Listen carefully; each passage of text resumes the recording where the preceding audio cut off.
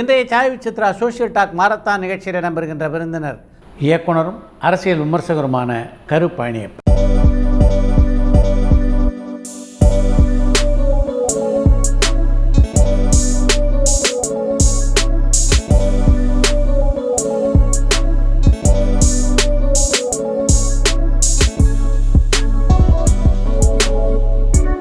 தன்னுடைய பேச்சு திறனால் யூடியூப் வலைத்தளத்திலே லட்சக்கணக்கான மக்களை கட்டி போட்டிருக்கின்ற ஒரு பேச்சாளர் தான் கரு பழனியப்பன். இன்று எந்த கருத்தரங்கிலே கரு பழனியப்பன் பேசினாலும் ஆயிரக்கணக்கிலே அங்கே மக்கள் கூடுகிறார்கள் என்றால் அதுக்கு மிக முக்கியமான காரணம் இவருடைய நேர்மையான விமர்சனம். தன் மனதுக்கு எது சரி என்று படுகிறதோ அதை பொது மேடையிலே எடுத்து சொல்ல கரு பழனியப்பன் என்றைக்குமே தயங்கியதில்லை.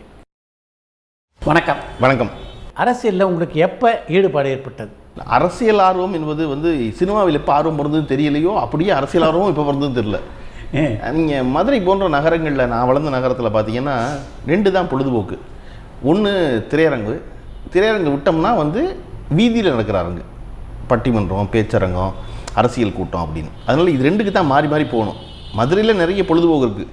காந்தி மியூசியத்தில் தொடங்கி மீனாட்சி கோயில் வரையும் அதெல்லாம் வெளியூர்காரங்களுக்கு. உள்ளூரில் இருக்கவனுக்கு இது 2 தான் கூட்டம் தான். அப்போ தொடர்ச்சியாக அரசியல் கூட்டம் கேட்பது இருக்குல்ல, எல்லா கட்சி கூட்டமும் கேட்டிருக்கேன் நான். யார் சுவாரஸ்யமாக பேசினாலும் கம்யூனிஸ்ட் கட்சியில் தொடங்கி திராவிட முன்னேற்ற கழகத்துலேருந்து எல்லா கட்சி கூட்டமும் போயிருக்கேன். அதில் நான் மறக்க முடியாதது பார்த்திங்கன்னா தீப்பொறி ஆறுமுகம்னு ஒரு பேச்சாளர் இருந்தார். தீப்பொறி ஆறுமுகம் பொதுவாக கொஞ்சம் இரட்டை அர்த்தம் வர்றபடி பேசுகிற ஒருத்தர். இரட்டை அர்த்தம் என்பது அதில் இருக்க நல்ல அர்த்தத்தை நீங்கள் புரிஞ்சுக்கிறீங்க, அவ்வளோதான். உங்களுடைய நல்ல தன்மை இல்லை. அவர் ஒரு அர்த்தம் தான் பேசுவார். அவர் ஒரு தடவை என்ன செஞ்சார், எங்களுடைய கல்லூரிக்கு பேச கூப்பிட்டுருந்தாங்க. கல்லூரியே ரணகலப்பட்டுருச்சு. தீப்பொறி ஆறுமுகம் கல்லூரிக்கு பேசுகிறதா அப்படின்னு தமிழ் துறையில். அந்த பேச்சை கேட்க நான் போயிருந்தேன். தமிழ்துறை அரங்கு எங்களுக்கு ஒவ்வொரு டிபார்ட்மெண்ட்லேயும் தனித்தனி ஆடிட்டோரியம் இருக்கும், குட்டி குட்டி ஆடிட்டோரியம் இருக்கும், மெயின் ஹால் இல்லாமல். அதில் கிட்டத்தட்ட ஒரு 250 பேர் உட்கார்ற ஒரு இடத்துல பார்த்திங்கன்னா ஒரு 1000 பேர் அளவுக்கு நிறைஞ்சு வெளியே வரண்டாவெல்லாம் நின்று கீழே நிற்கிறாங்க. அங்கே தீப்பொறி ஆறுமுகம் கிட்டத்தட்ட ஒரு 2.5 மணி நேரம் சங்கத்தமிழ் பேசினார். ஒரு எழுத்து கூட தரங்குறையில் அவர் அவ்வளவு சிறப்பாக பேசினார். அந்த தீப்பொறி ஆறுமுகம் தான் அந்த மேடையில் அப்படி பேசினவர். அவர் என்னன்னா, அது பிளேயிங் ஃபார் த கேலரி. நம்ம ராத்திரி 10 மணிக்கு மேலே கூட்டம் கேட்க வர்ற ஒரு ஆளுக்கு பேசுறது அது. இது கல்லூரி மாணவர்களுக்கு பேச போகிறோம் அப்படின்னு பேசுறது இருக்குல்ல. இப்படி இருவேறு பார்த்துருக்கேன் நான். எதுக்காக அதை சொல்ல வரேன்னா, எந்த பாகுபாடும் பார்க்காம எல்லார் பேச்சும் போய் கேட்டிருக்கேன், அனைத்து கட்சியினரையும்.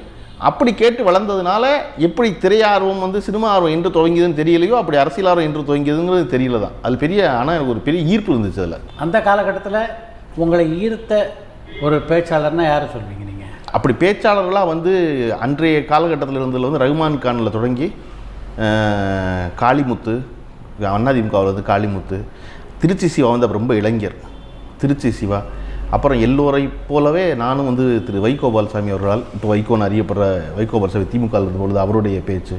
அப்புறம் சொல்லவே வேண்டாம், கலைஞர் அவர்கள்லாம் இருக்காங்கன்னு வச்சுக்கோங்க. சீனியர்ஸ்லாம் சீனியர் ஸ்டால்வார்ட்ஸ் நிறைய பேர் இருக்காங்க. அப்போ ஆரம்ப காலமாக இருந்தவர்களில் இவர்களுடைய பேச்செல்லாம் ரொம்ப பிடிச்சிருந்த பேச்சு. அது இல்லாமல் தனியாக இலக்கியத்தில் பார்த்தீங்கன்னா பிரபஞ்சன் ரொம்ப பிரமாதமாக பேசியிருந்தேன் எழுத்தாளர். அன்றைக்கி ஜெயகாந்தனுக்கு பிறகு ஜெயகாந்தன் ரொம்ப கொஞ்சம் தான் நான் கேட்டிருக்கேன், இறுதி கட்டத்தில் பேசினது வருது.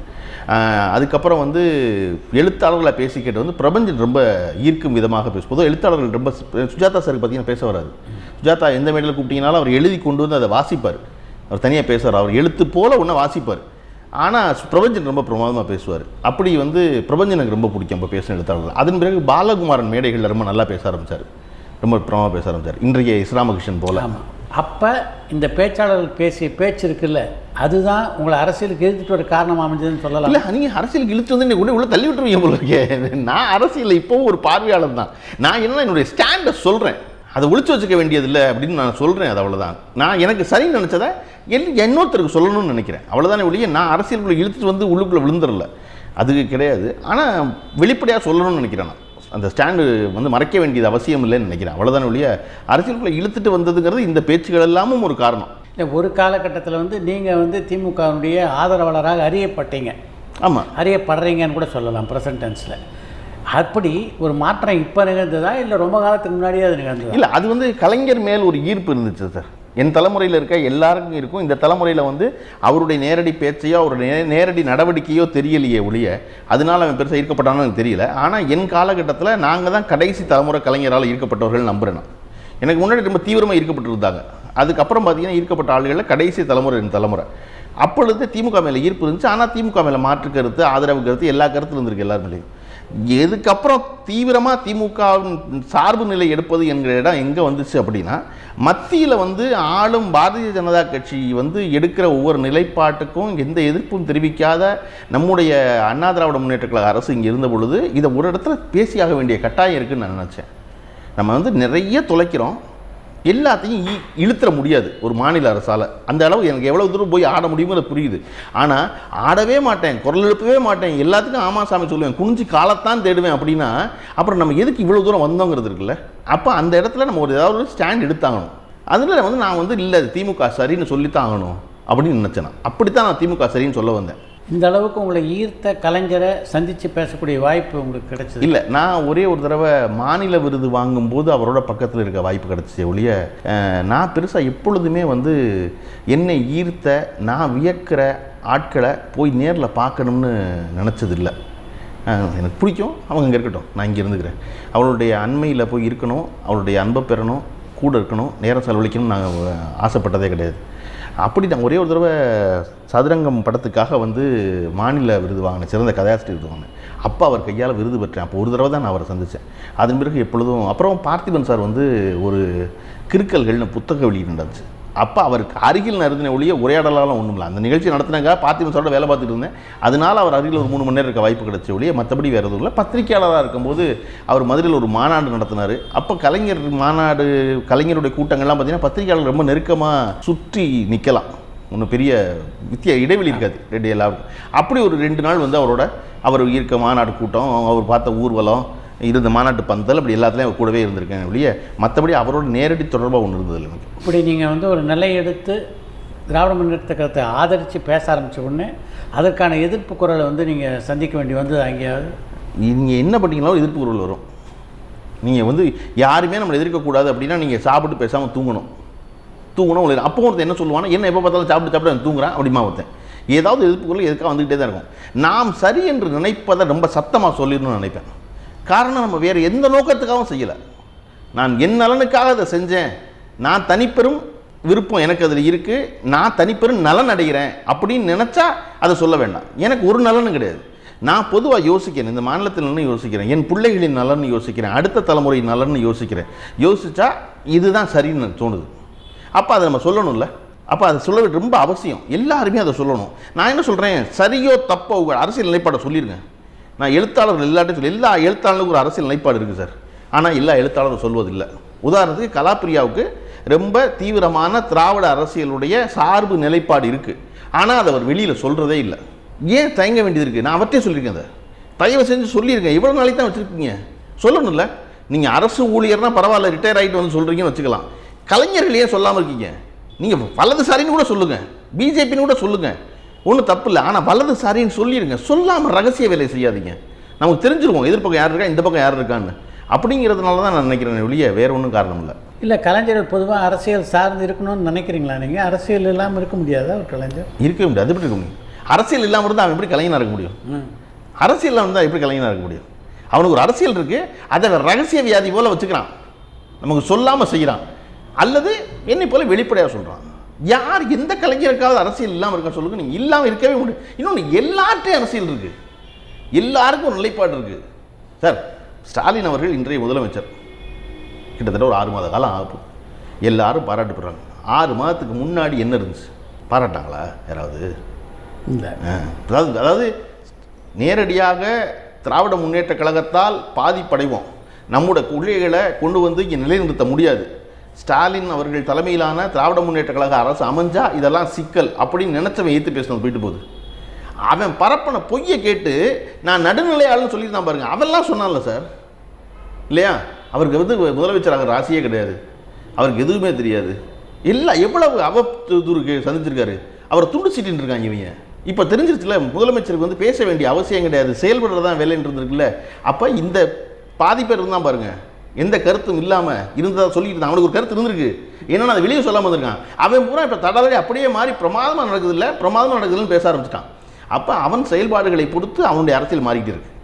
கொஞ்சம் பேருக்கு நிரந்தரமாக இதுதான் எண்ணம் இருக்குது. அதனால தான் சார் வந்து பாரதிய ஜனதா கட்சி வந்து அந்த கட்சியின் தலைவர்கள் எல்லாம் திரு ஸ்டாலின் அவர்கள் செய்கிற செயல்களை வந்து தனிப்பட்ட உரையாடல்களில் வந்து அலறாங்க. ஹெச் ராஜா அவர்கள் வந்து தனி உரையாடல் கிளப் ஹவுஸில் அதில் வந்து ஸ்டாலின் இஸ் மோர் டேஞ்சரஸ்ன்னு வந்து சொல்கிறதுக்கான காரணம் எதிர்பார்க்காது தானே. என்னடா இது நம்ம கலைஞரையாவது ஒரு மாதிரி தள்ளி விழுவி சரி பண்ணியிருக்கலாம் போல இருக்கே, இது சரி பண்ணவே முடியாது போல இருக்கேங்கிற எண்ணம் தானே. அதனால வந்து அவர்கள் உறுதியாக முடிவெடுத்தவங்க. ஆனால் முடிவெடுக்காம ஒருத்தங்க பாருங்க, அவனுக்கும் ஒரு அரசியல் இருக்குது. அவன் எந்த பக்கம் சரியோ அந்த பக்கம் போய் நிற்கிறதுக்கு தயாராக இருக்கான். அல்லது எந்த குரல் சத்தம் கேட்குது திரும்பி பார்க்குறான், அங்கே என்னப்பா ரொம்ப சத்தமாக இருக்குது அப்படின்னு. அப்படி தானே சார் ரொம்ப காலமாக கலைஞர் வந்து திருட்டு ரயில் ஏறியதோடு சொல்லிட்டு இருக்காங்க. நீங்கள் தெரியுமா, அவர் தான் முதல்ல கார் வாங்குறாரு தெரியுமா கட்சியில் இல்லையா? கலைவாணர்கிட்ட வந்து காரை வந்து எழுதின வசனத்துக்கு பரிசா பெற்றவர் தெரியுமா? திராவிட முன்னேற்ற கழகத்தில் முதல்ல இருந்த முதல் கட்ட தலைவர் பூரா கலைஞருடைய காரில் தான் பயணப்பட்டாங்கன்னு தெரியுமா? அவர் வாங்கின சம்பளம் என்னென்னு தெரியுமா அவங்களுக்கு? ஆனால் என்னமோ அவங்க சொல்கிறான் நல்லா இருக்குது, அது சொல்லு ஒரு தடவை அப்படின்னு சொல்லி வச்சுக்க வேண்டானே. இங்கே வான்னு கழுத்தை பிடிச்சிங்கன்னு வச்சுக்கோங்க, ஐயோ சாமி நான் தெரியாமல் சொல்லிட்டேன், அது ஃபார்வர்டு மெசேஜ் மாறுது, ஏன்னா எது வந்தாலும் ஃபார்வர்ட் பண்ணுவியா நீ அப்படின்னு ஒருத்தர் கழுத்தை பிடிக்கணும். இந்த தேர்தலில் திராவிட முன்னேற்ற கழகம் வெற்றி பெற்றதுக்கு அடிப்படையான காரணம் என்னன்னு நீங்கள் நினைக்கிறீங்க? அடிப்படையான காரணம் நான் நினச்சது என்ன அப்படின்னா, மக்கள் ஒரு 10 ஆண்டு கால வேடிக்கை பார்த்துக்கிட்டே இருந்தாங்க தொடர்ச்சியாக. அது அவங்க என்ன நினச்சாங்கன்னா, ஆளுகின்ற அரசு எல்லாருமே எப்பொழுதும் தான் மாற போகிறதில்ல, உறுதியாக இருக்க போகிறோம்னு நம்புகிறான் சார். ஆனால் அப்படி ஒன்றும் மாறாமல் இருக்க போகிறதே கிடையாது, எல்லாமே மாறும். அது எப்படி ஒன்று உறுதியாக இருந்துடும்? விவசாயிகள் ஒரு போராட்டம், புதிய வேளாண் சட்டத்தை எதிர்த்து ஒரு போராட்டம் இத்தனை நாட்களாக நடந்து கொண்டே இருக்கிறது.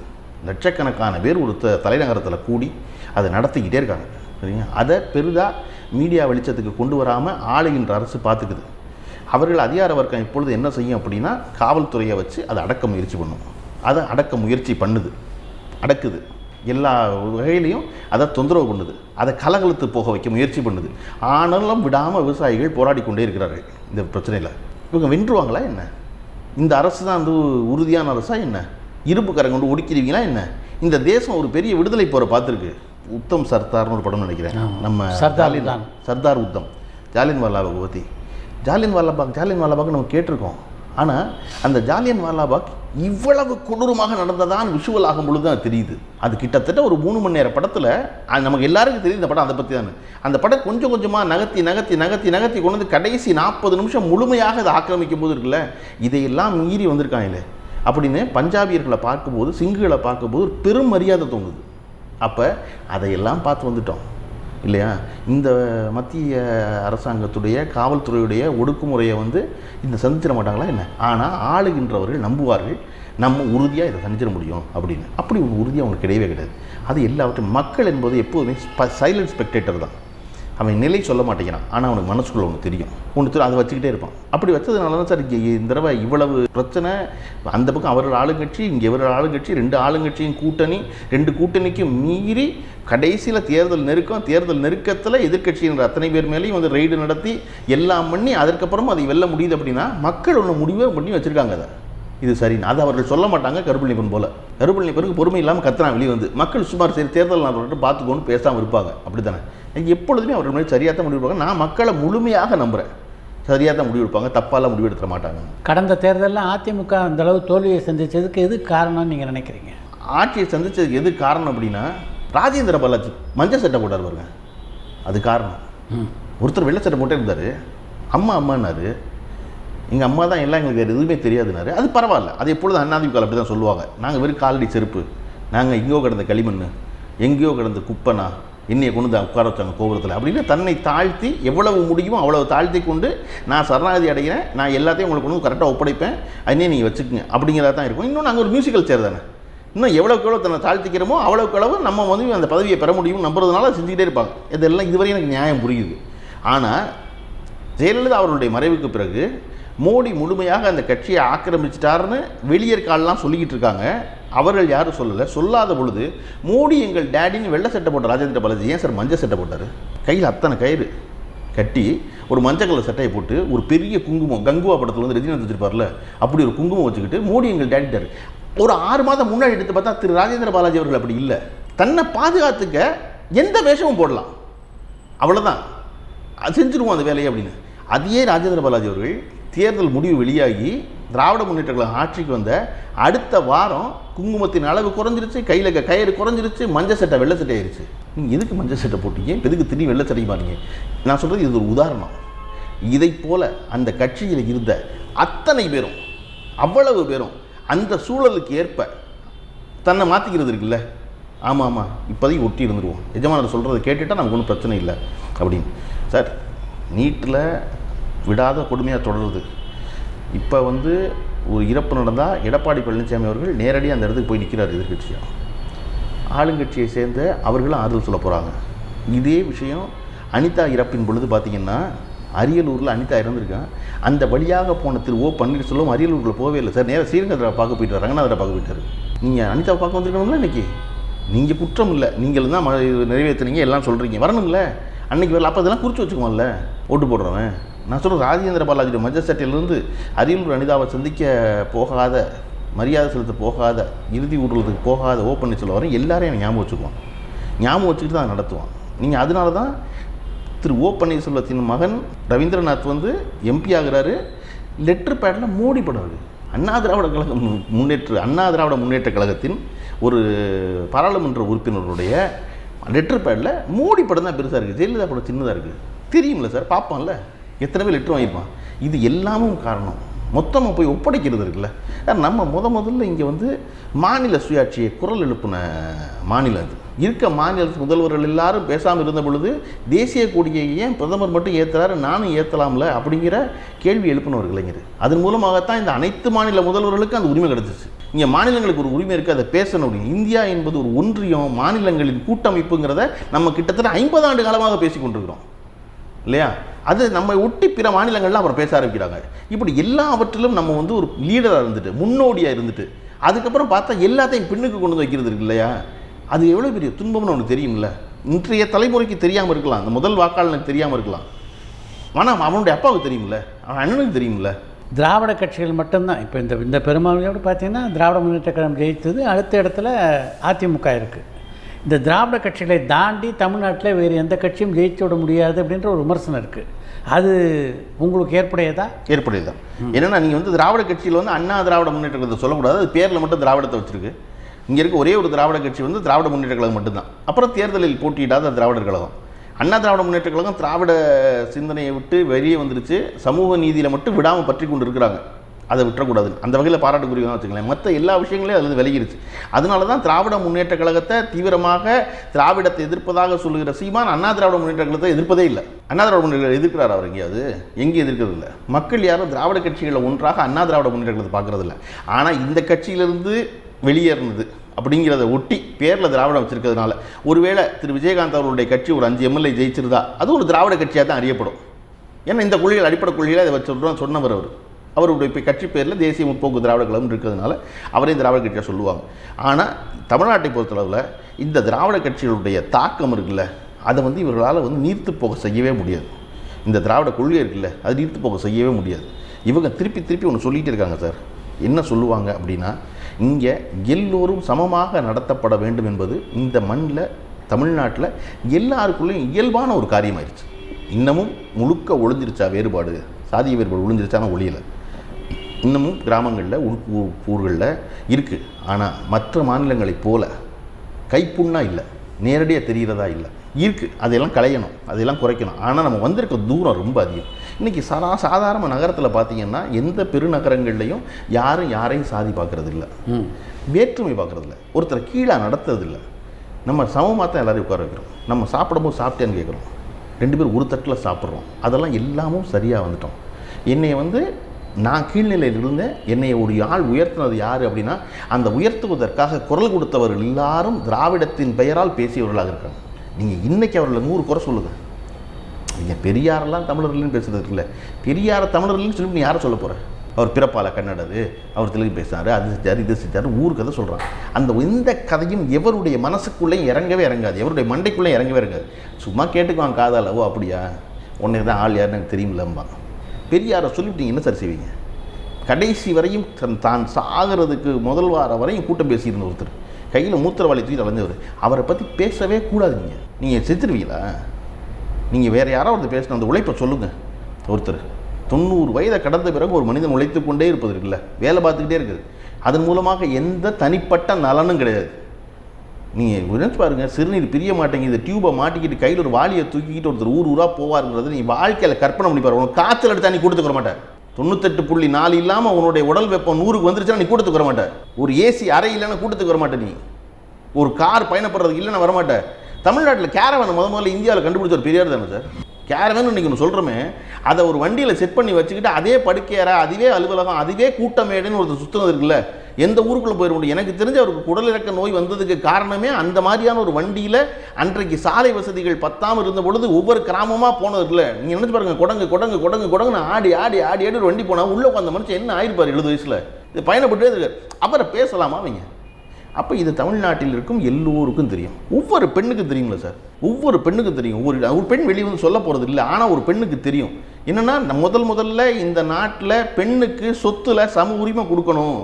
ஒரு அப்பனுக்கு பிறந்த ஆணுக்கு கொடுப்பேனா பெண்ணுக்கு கொடுக்கணுங்கிற குரல் அவர்கிட்ட தான் வருது. பொண்ணை படிக்க வைங்க, அதுதான் ரொம்ப முக்கியம். படித்த பொண்ணு வேலைக்கு போகணும், பொருளாதார விடுதலை வேணும், பெண்ணுக்குன்னு பேசுனது அவர் தான். அவர் வெறும் கடவுள் மறுப்பாக பேசினார். பெண்ணுக்கான சம உரிமையை, அவளுக்கான உரிமையை பேசினது அவரை போல் யார் பேசியிருக்க முடியும்? இங்கே நீங்கள் திருப்பி இத்தனை ஆண்டு காலம் கழித்து மறுபடியும் திராவிட முன்னேற்ற கழக அரசு ஸ்டாலின் தலைமையில் அமையும் பொழுது அவர் கொடுத்த வாக்குறுதியை நான் பூரா போய் சொன்னேன். பெண்களுக்கு இலவச பயணம் பேருந்துலங்கிறது மிகப்பெரிய திட்டம் அப்படின்னு நான் தேர்தலுக்கு முன்னாடி நான் பேசின கூட்டத்திலெல்லாம் மறக்காமல் குறிப்பிட்டேன். அது எவ்வளோ பெரிய மாற்றத்தை ஏற்படுத்தும்னு அதை விமர்சிக்கிறான் பாருங்க. அவனுக்கு தெரியவே தெரியாது. ஏன் இலவசமாக பேருந்து, இலவசமாக போகிறவங்கள நின்று போகலாம்ல அப்படின்லாம் சொல்கிறவங்க தெரியாது. அந்த பெண்ணின் வாழ்க்கையில் எவ்வளோ பெரிய மாற்றத்தை ஏற்படுத்தும். ஒரு 4000 ரூபா சம்பாதிக்கிற பொண்ணு ஒரு ஊர்லேருந்து, கிராமத்துலேருந்து, மேலூர்லேருந்து மதுரைக்கு வேலைக்கு வர்றா அப்படின்னா அவளுக்கு ஒரு நாளைக்கு பஸ் டிக்கெட் 15 ரூபா, 15 30 ரூபா, 30 ரூபா சொல்லிட்டு மாதம் 1000 ரூபா. 1000 ரூபாய்க்கு போய் மதுரைக்கு போயிட்டு வரும்போது அவளுடைய இதர செலவுகளில் ஒரு 500 ரூபா, 1500 ரூபா போயிடும்.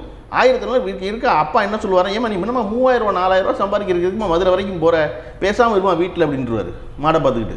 இப்போ இந்த பஸ் இலவசங்க போது என்ன சொல்லுவாங்கன்னா, பஸ்ஸு சும்மா தானே போகுதுப்பா, நான் போயிட்டு காலையில் போயிட்டு அன்னைகளில் தான் வேலை பார்க்குறேன், 10 மணிக்கு போயிட்டு சாயந்தரம் 5 மணிக்கு வந்துடுறேன் அப்படின்னு மேலூரில் இருக்க பொண்ணு மதுரைக்கு வரும்பொழுது அவளுடைய பார்வை மாறும், அவள் சந்திக்கிற நபர்கள் மாறுவாங்க, அவளுடைய கல்வி தகுதி மாறும். அறிவு என்பது வெறும் புத்தகம் மட்டும் இல்லைல்ல, வெளி உலக புழக்கமும் ஒரு அறிவு தான். அப்போ வரும்பொழுது அவளுக்கு சமூகத்தின் மேல் இருக்க அச்சம் குறையும், அவளுக்கு தினசரி வாழ்க்கையில் ஒரு சிக்கல் ஏற்படும். அந்த சிக்கலுக்கான முடிவை அவளே தீர்மானிப்பா, முடிவெடுக்கும் போது அவளுக்கு உறுதியாக ஒரு கான்ஃபிடன்ஸ் வரும். ஓ, நம்மளால் அதை கையாண்ட முடியும் அப்படின்னு. அப்போ மதுரைக்கு வந்த பொண்ணு மதுரையிலேருந்து சென்னைக்கு வர முயற்சி பண்ணுவாள், சென்னைக்கு வந்தவ சென்னையிலேருந்து டெல்லிக்கு போக முயற்சி பண்ணுவாள், டெல்லிக்கு வந்தவ டெல்லியிலேருந்து உலகம் பூரா பயணப்பட முயற்சி பண்ணுவாள். ஒரு பொண்ணு வீட்டுக்குள்ள இருக்க பொண்ணை வெளியே கொண்டு வர்றது முதல்ல முக்கியம். அதற்கான வழிவகையைத்தான் அதிகாரத்தில் இருப்பவர்கள் செய்யணும்னு நினைக்கிறேன். சேஃபோட அதுக்கான செக்யூரிட்டி, இந்த அரசாங்கம் உன்னை பார்த்துக்கோ, நீ வெளியே வந்துடு, இருக்காத வீட்டுக்குள்ளே அப்படின்னு சொல்கிறது. அப்போ இது வெறுமனை ஒரு இலவச பயணம், வெறுமனை மாதம் அடைகிற 1000 ரூபாய் அனுகூலம் நினைக்கக்கூடாது. அதன் மூலமாக ஒரு பொண்ணுடைய வாழ்க்கை மாறுது. வாழ்க்கை மாறினா அவளுடைய தலைமுறை மாறுது. எப்பொழுதும் ஒரு ஆண் மாறுறதுனால அவனுடைய தலைமுறை மாறுறதில்லை, ஆனால் ஒரு பெண் மாறினா உறுதியாக அவளுடைய தலைமுறை மாறுது. இவ்வளவு செய்ய ஒரு இலவச பேருந்து பயணம், அது நீங்கள் விளங்கவே விளங்காது. இது எங்கேருந்து திராவிட முன்னேற்ற கழக அரசு ஸ்டாலின் தலைமையில் இது செய்ய வருது அப்படின்னா, இது பெரியார்ட்டிருந்து படித்த பாடம். பொண்ணை தயவு செஞ்சு வெளியே வர வைங்க, அவளுக்கான எல்லா வாய்ப்பையும் ஏற்படுத்தி கொடுங்க அப்படின்னு சொல்லிக்கிட்டே இருந்ததுனால நடக்குது. இதை சொல்லவே மாட்டாங்க. 6 மணி ஆனால் பொண்ணை வீட்டுக்குள்ளே போயிருங்க, நீங்கள் வெளியே வராதிங்க, உலகம் சேஃப் இல்லைம்மா. டேய், சேஃப் இல்லாமல் வச்சிருக்கிறது உன் பிரச்சனை, சேஃப் ஆக்கு. இதை சொல்லி அவங்க அந்த பொண்ணை வரக்கூடாதுன்னு சொல்லுவியா நீ? ஆம்பளைலாம் ரொம்ப மோசமாக இருக்கான் எப்படின்னா, அப்போ ஆம்பளையாடி, அதை விட்டு பொண்ணை வரக்கூடாதுப்பியா, நீங்கள் எல்லாம் ஒழுங்காக ட்ரெஸ் போடுங்க. ஏண்டா நீ பார்க்காதடா, உன் பார்வை தப்பாக வச்சுக்கிட்டு அவ்வளோ சொல்லிகிட்டே இருக்கீங்க என்ன? இப்படி எல்லாமும் மீண்டும் பெண்ணை சொல்கிறது பார்த்தீங்கன்னா வலதுசாரி சொல்லிக்கிட்டே இருப்பான். திராவிடத்தை எதிர்ப்பதன் மூலமாக வலதுசாரி ஆதரிக்கிறவனு அதே கருத்து வச்சுருப்பான். அது அவனுக்கு பூரா அதை சொல்லுவான் பார்த்தீங்கன்னா. அப்போ இது பெரியாரில் தொடங்கி இவ்வளவு தூரம் பயணப்படுறோம் இல்லையா, இது தமிழ்நாட்டில் இருக்க மக்களுக்கு இது மிக தெளிவாக தெரியும். அவன் சும்மா கேட்டுக்குவான். அதனால் இங்கே திராவிடத்தின் ஆட்சி என்பது, திராவிட கொள்கைகளின் ஆட்சி என்பது எத்தனை ஆண்டு காலமாக போனாலும் அவன் லேசாக தடுமாறுவதாக உங்களுக்கு தோணுனா கூட அவன் விட மாட்டான், இதை பற்றிக்குவான். இதுதான் நம்மளை மேலேற்றி கொண்டு வந்தது. நான் பற்றிக்குவேன் இல்லை சார், என்ன அதான் சார் மேலே இருந்துச்சு, நான் பற்றிக்குவேன், நான் விடாமல் பற்றிக்குவேன். நான் வெறுமனை 600 ரூபாயில் காலேஜ் படிப்ப 1 வருஷத்துக்கு படித்தவன்.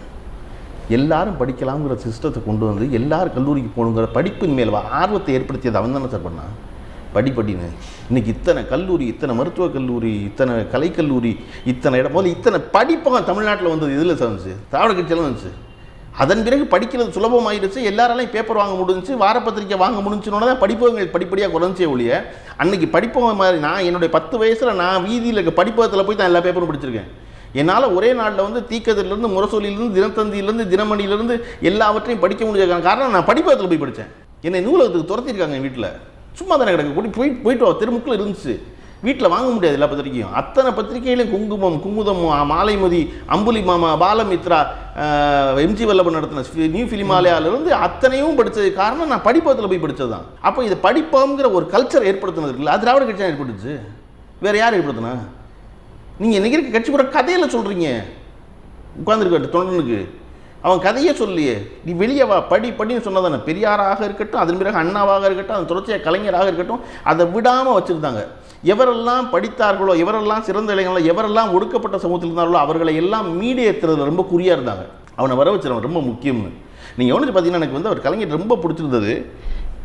ஒரு பொய்யா 2Gன்னு ஒரு வழக்கு, ஒரு ஊழல் சொல்கிறாங்க. இத்தனை ஆண்டு காலம் கழிச்சு நீங்கள் வினோத் ராய் மன்னிப்பு கேட்குறாரு. என்ன நீ வாடி இன்றைக்கி வந்து மன்னிப்பு கேட்குற? 2 ஆட்சி மாற்றம் நிகழ்ந்துருச்சு. 10 வருஷம் வேற ஒருத்தர் ஆட்சி பண்ணியிருக்கான். அதை சொல்லி 10 வருஷத்துக்கு மூலமாக 30 வருஷங்களுக்கு பின்னுக்கு தள்ளிட்டான். போகிற பக்கம் மன்னிப்பு கேட்டு போகிற வினோத் ராய் மன்னிப்பு கேட்குறாரு. அன்னைக்கு 2G சொன்ன பொழுது தீவிரமாக திராவிட முன்னேற்ற கழகத்தை ஆதரித்தவர்களுக்கே ஒருவேளை நடந்திருக்குமோ அப்படின்னு மனசுக்குள்ளே ஒரு சின்ன கவலை கத்தியிருக்கும் இருக்குமோன்னு. நீங்கள் பார்த்தீங்கன்னா கலைஞர் அது வரைக்கும் டெல்லிக்கு போகும் பொழுதெல்லாம் டிஆர் பாலு பக்கத்தில் நிற்பார், அவர் தோளில் கைவிட்டு தான் போவார். என்றைக்கு ராசாவின் மேல் அந்த குற்றச்சாட்டு வைக்கப்பட்டதோ இங்கே போட்ட கையை எடுத்து இந்த தோளில் கை வச்சுட்டாரு. நீங்கள் அவனை கைவிட்டுருன்னு நினைக்கிறேன், நீ விடவே மாட்டேன். அவன் செய்யலேன்னு சொல்கிறான், நான் நம்புகிறேன் அவனை, இந்த கட்சி அவனை நம்புது, இந்த இயக்கம் அவனை நம்புது அப்படின்னு. அதற்கப்புறம் டெல்லிக்கு 2G வழக்கு வந்த பிறகு கலைஞர் எப்பெல்லாம் டெல்லிக்கு போகிறாரோ அப்பெல்லாம் பாருங்கள் அவருடைய கை ராசாவின் தோள்களில் தான் இருக்கும். அதுதான் ரொம்ப முக்கியம். கடைசியில் நீங்கள் மன்னிப்பு கேட்டாங்க இல்லை, இப்போ என்ன செய்வீங்க? நீங்கள் இத்தனை பத்திரிகை எழுதுனீங்களே, ராஜா தான் ராசா தான் ஒரு பிரமாதம் சொன்னார். என்ன ஜூனியர் ஹோட்டலில் அட்டப்படமாக போட்டு இத்தனை கோடி கொள்ளையடிச்சிருக்காங்க, என்ன சொல்ல போகிறார் ராஜா அப்படின்னோடனே நான் எப்பொழுதும் ரொம்ப தரமாக இருந்ததுன்னு நினைப்பேன், யாரையும் உரிமையில் சொல்லிக்கூட நினைப்பேன். ஆனால் இப்போ நான் சிறையில் இருந்தேன், அந்த ஜூனியரை பார்த்து நினச்சிட்டேன், சொல்லு வேண்டாம் அப்படின்னு நான் எழுதி வச்சேன். இந்த பேச்சு வந்துருச்சு. ஜூனியர் ஹோட்டலில் நம்ம தார்மீக மன்னிப்பு கேட்கணும்ல, வினோத் ராய் கேட்டுட்டார், அதெல்லாம் கேட்கணும்ல இல்லையா? சினிமாவில் அதை ஊழல்னு பேசணுமே, மன்னிப்பு கேட்கணும்ல, எல்லாரும் பேசினா இல்லை. அப்போ இந்த கட்சி ரொம்ப தொடர்ச்சியாக இவர்களின் நலன் பேசிக்கிட்டே இருந்திருக்கு, அதை விடாமல் இருந்திருக்கிறதுனால மக்களுக்கு அது புரியும், அதை நம்ம விட்டுறக்கூடாதுன்னு நான் நினைப்பேன். இப்போ உங்களுடைய கூற்றுப்படி இப்போ நாம் தமிழர் கட்சி மக்கள் நீதி மையத்துக்கெல்லாம் எதிர்காலமே இல்லைன்றீங்களா? அரசியல் மக்கள் நீதி மையத்துக்கு எதிர்காலம் இல்லை என்பது கமல்ஹாசனுக்கே தெரியும். அதில் ஒன்றும் உங்களுக்கு குழப்பமே வேண்டாம். அது எப்படி நீங்கள் என்ன சார் மக்கள் நீதி மையம் என்ன சார் ஆகும்? நான் இது முதல்ல தொடங்கிய காலத்தில் சொல்கிறது சார். கமல்ஹாசன் மேல் நமக்கு இருக்கிற தனிப்பட்ட ஈர்ப்பு என்பது வேறு, தனிப்பட்ட மரியாதை, அவருடைய துறை சார்ந்த மரியாதைங்கிற வேறு. அதற்காக எல்லா நேரத்துலையும் அவர் மகிழக்கூடாது. எங்கள் வீட்டில் ஒரு தாத்தா இருக்கார் சார், ரொம்ப பெரிய பிரமாதமாக தேவாரம் பாடுவார். தாத்தா மாதிரி தேவாரம் பாடவே முடியாது. அப்படிங்கிறக்காக நெடும் பயணம் போகும்போது தாத்தா நீங்கள் காரை ஓட்டுங்க, நீங்கள் தான் தேவாரம் பிரமாதமாக பாடுவீங்களே, வாங்க காரை ஓட்டுங்க, எல்லோரும் ஏறுங்க, தாத்தா ஓட்டிடுவார் அப்படின்னு உட்கார வைக்கக்கூடாது. தாத்தாவுக்கு டிரைவிங் தெரியுமான்னு பார்க்கணும். அந்த போல தான் இருக்குது. கமல்ஹாசன் சினிமாவில் ரொம்ப பிரமாதமாக இருக்கார். ஆமாம் பிரமாதமாக இருக்கார். 60 ஆண்டு காலமாக எக்ஸ்ட்ராடனரியாக இருக்கார். எல்லாமே தெரியும்னு சொல்கிறாங்க. சரி ஓகே, அதுக்காக நீங்கள் மட்டும் கட்சி ஆரம்பிச்சு வச்சுக்குவீங்களா? கட்சி அவர் சொன்னதில் பிரமாதம் அதில் என்னென்னா, அண்ணா மும்மொழி கொள்கையை ஆதரிச்சாருன்ட்டார். அண்ணா இப்போ மும்மொழி கொள்கையை ஆதரிச்சார், கேள்வி கேட்டவங்க கேட்க மாட்டேங்கிறான். இருமொழி கொள்கையை இந்தியா முழுமைக்கு சொன்னவர் அண்ணா. எங்களுக்கு ஆங்கிலம் இந்தியும் போதும், மும்மொழி கொள்கையை ஆதரிச்சான்னு ஒரு இந்தியா ஆதரிச்சாருன்னு சொல்கிறாரு அவர். அப்புறம் ராத்திரி போய் யோசிப்பார் போல் இருக்குது, தெரியாமல் சொல்லிவிட்டோமோ. அப்புறம் கேட்டால் நான் 8வது தான் படிச்சிருக்கேங்கிறது, எனக்கு என்ன தெரியும் சொன்னாங்க அப்படிங்கிறது. அதனால் கமல்ஹாசனை பற்றி அதில் வந்து பெரிய விவாதத்துக்கு எடுத்துக்க வேண்டியதுன்னு வச்சுக்கோங்களேன். அது கலகலத்துக்கு போன விஷயம். நாம் தமிழரை பொறுத்தளவில் சீமான் என்பது ரொம்ப பிரமாதமாக பேசுகிறதா சொல்கிறாங்க எல்லோரும். பேச்சு போட்டிக்கு தயாராகிற புள்ள சொல்ல தெரியுமா? விவேகானந்தர் என்ன சொன்னார் தெரியுமா? பாரதியார் என்ன சொன்னார் தெரியுமா? அப்படின்னு எல்லாம் சொல்லும். ஒரு 15 பேரை கோட் பண்ணும் அந்த புள்ள. அந்த பேசுகிற 8 நிமிஷம் பிரமாதமாக பேசும். அந்த பிள்ளை விவேகானந்தர் தெரியாது, பாரதியார் தெரியாது, சாக்ரட்டிஸ் தெரியாது. ஆனால் அதெல்லாம் கொட்டேஷன் சொல்லும். சாக்ரட்டிஸ் சொன்னதை போல, பாரதியார் சொன்னதை போல அப்படின்னு அந்த மாதிரி பேசுகிறார். சும்மா ஒன்று பேசிட்டு அவர் தான் சார் சொன்னார், இந்த பெண்களுக்கு இலவச பயணம்லாம் வந்து பஸ்ஸில் நின்று போய் சொல்லுங்க. நீங்கள் ஒரு கட்சி என்பது அடிமட்டத்திலேருந்து வளரணும். அடிமட்டத்தில் வளர்ந்துருக்கா? யாராவது இருக்காங்களாங்க? திராவிட முன்னேற்ற கழகம் வந்து 49 ஆரம்பிக்கப்பட்டு 67 ஆட்சிக்கு வர்ற 19 ஆண்டு காலத்தில் எல்லா கிளைக்கழகங்களும் தொடங்கப்பட்டு விட்டன. எல்லா ஊர்லேயும் ஒரு திராவிட முன்னேற்ற கழக கொடி பறந்துருச்சு. 500 பேருக்கு கூட்டம் பேசின ஆள் தான் கலைஞர். 50 பேர் கூட்டம் பேசினவர் தான் பேராசிரியர் அன்பழகன் இல்லையா? 100 பேருக்கு பேசினவர் தான் மதியழகன். நீங்கள் எப்போயாவது ஒரு கூட்டம் 100 பேருக்கு பேசியிருக்கீங்கன்னு சொல்லுங்கள். கும்மிடி பூண்டிக்குள்ளே ஒரு ஊர் இருக்குது, அந்த ஊரில் பேசியிருக்கீங்க, கூட்டம் நடந்துன்னு சொல்லுங்கள். நீங்கள் எப்போ பார்த்தாலும் வந்து திரும்ப திரும்ப திரும்ப திரும்ப டிஜிட்டல் மீடியாவிலே எப்படி கட்சி நடத்துவீங்க? இந்த பயல பூரா வந்து இப்போ ஃபோனில், இப்போ நானே இப்போ அதிக நேரம் நாளைக்கு 4 மணி நேரம் 3 மணி நேரம் ஃபோனை பார்த்துக்கிட்டு இருக்கோம் சார். ஃபோனில் பார்க்கும்பொழுது சுவாரஸ்யமாக இருக்குது எங்கள் அண்ணன் பேசுகிறது. அப்புறமா ஆக்ரோஷமாக பேசுகிறாரு அப்படிங்கும்போது நல்லா இருக்குது. அதை செய்யக்கூடாதுல்ல சார். நீங்கள் அதை கண்டிக்கணும்ல. உங்களை கட்சி மேடையில் நீங்கள் உட்காந்துருக்க ஒருத்தர் பேசுகிறாரு, ஆபாசமாக பேசுகிறார், குறைஞ்சபட்சம் திரும்பி டேய் தம்பி பேசாது, ரைட்டு தான், உணர்ச்சி வசப்பட்டு இப்போ சொல்கிறாள் அவர் ரொம்ப கோவம், உள்ளுக்குள்ளே நெருப்பு குப்பளிச்சிருக்கான், அதில் சில தீப்பொறிகள் வெளியே வந்து விழுகுங்கிறாரு. எய்த்தாப்பில் கோவம் விழுந்துச்சுன்னா அவனுக்கும் விழுகும்ல, அவனுக்கும் கோவம் இருக்கும்ல. நீங்கள் குறைஞ்சபட்சம் அடிப்படை நாகரிகம் திரும்பிட்டே என்ன ஒரு அளவு இல்லையா, அதெல்லாம் சொல்லாது, அவன் கருத்தை பற்றி பேசு அப்படின்னு சொன்னீங்கன்னா நீங்கள் சரி. நீங்கள் எல்லாத்துக்கும் பேசாமல் கேட்டுக்கிட்டே இருந்துட்டு அதற்கப்புறம் வழக்கு வந்ததுக்கப்புறம் இல்லை அவன் அப்படி கருதி பேசலை அப்படி சொல்லக்கூடாது. ஒரு தலைவருக்குரிய பண்பே இல்லை அது. நீங்கள் வந்து காமராஜிலிருந்து கலைஞர் வரைக்கும் எல்லா பொதுவெளிகள்லையும் பார்த்தீங்கன்னா அவர்கள் அறியாமல் அல்லது அவருடைய ஆப்சன்ஸில் யாராவது ஒருத்தர் எங்கேயாவது பேசியிருக்கக்கூடும். நான் வந்து நீங்கள் எல்லாம் பேசாத பேச்சா நான் ஆரம்பிக்கக்கூடாது. இது என்னடா இவ்வளோ ஆபாசமாக இருக்குது அப்படின்னு கேட்டால், திராவிட முன்னேற்ற கழகம் என்ன செய்ய தெரியுமா, அண்ணா திராவிட முன்னேற்ற கழகம் என்ன செய்ய தெரியுமா, டி ராஜேந்திரன் லட்சிய திராவிட முன்னேற்ற கழகம் என்ன செய்யுமான்னு ஆரம்பிக்கக்கூடாது. சரி, நீ அவன் இல்லைல்ல, நீ ஏன் இப்படி பேசுகிற, அதைத்தான் எனக்கு கேள்வியாக இருக்குது. அங்கேருந்து கடந்து வந்துட்டோம்ல வேண்டாம்னு. இன்னைக்கு யாரும் அந்த பேச்சுகளை ரசிக்கிறது இல்லை. நீங்கள் ஒரு தலைவராக அதை சொல்லணும்ல.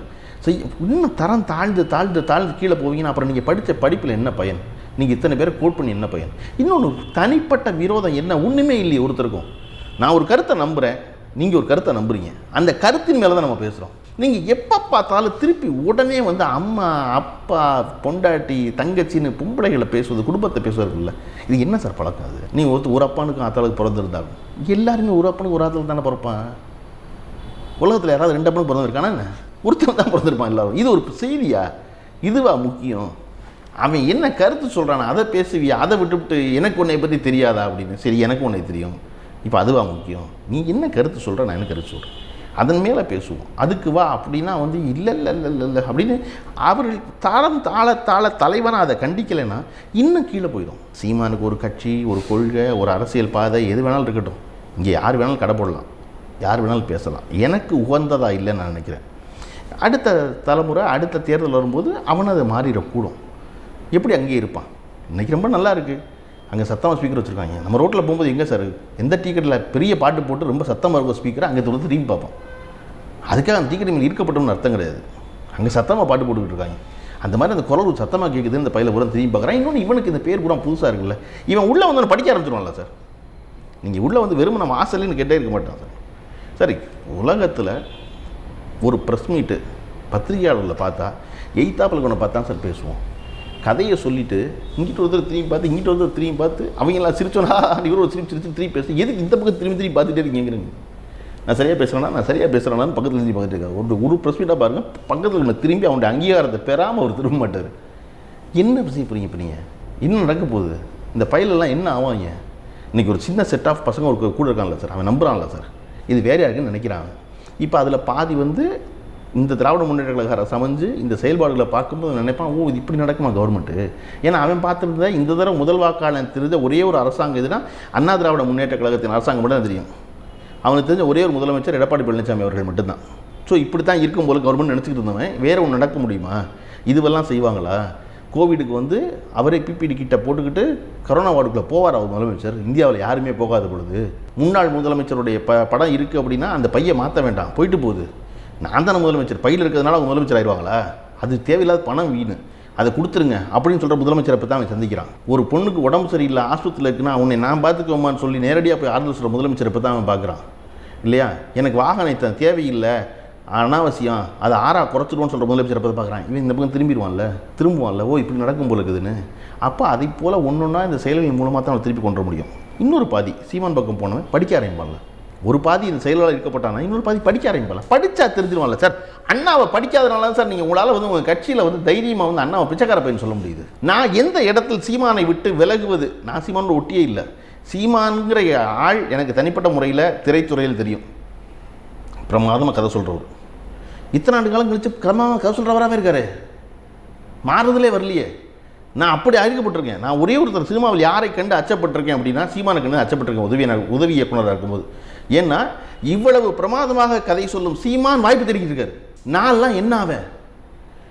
அவருடைய பாஞ்சாலங்குறிச்சி படத்துக்கு பிறகு பார்த்திபன்ட்ட கதை சொல்ல வர்றாரு. அவர் உதவியாளரோட மோட்டர் வெஹிக்கிள் வர்றாரு, வந்து ஒரு கதை சொல்கிறாரு, காதல் ஒளிகன்னு. எனக்கு இன்னொரு கதை ஞாபகம் இருக்குது. ஃபிலிம் சிட்டியில் அப்போ பின்னாடி காட்டேஜ் இருக்கும், அந்த காட்டேஜுக்கு வந்து கதை சொல்கிறாரு.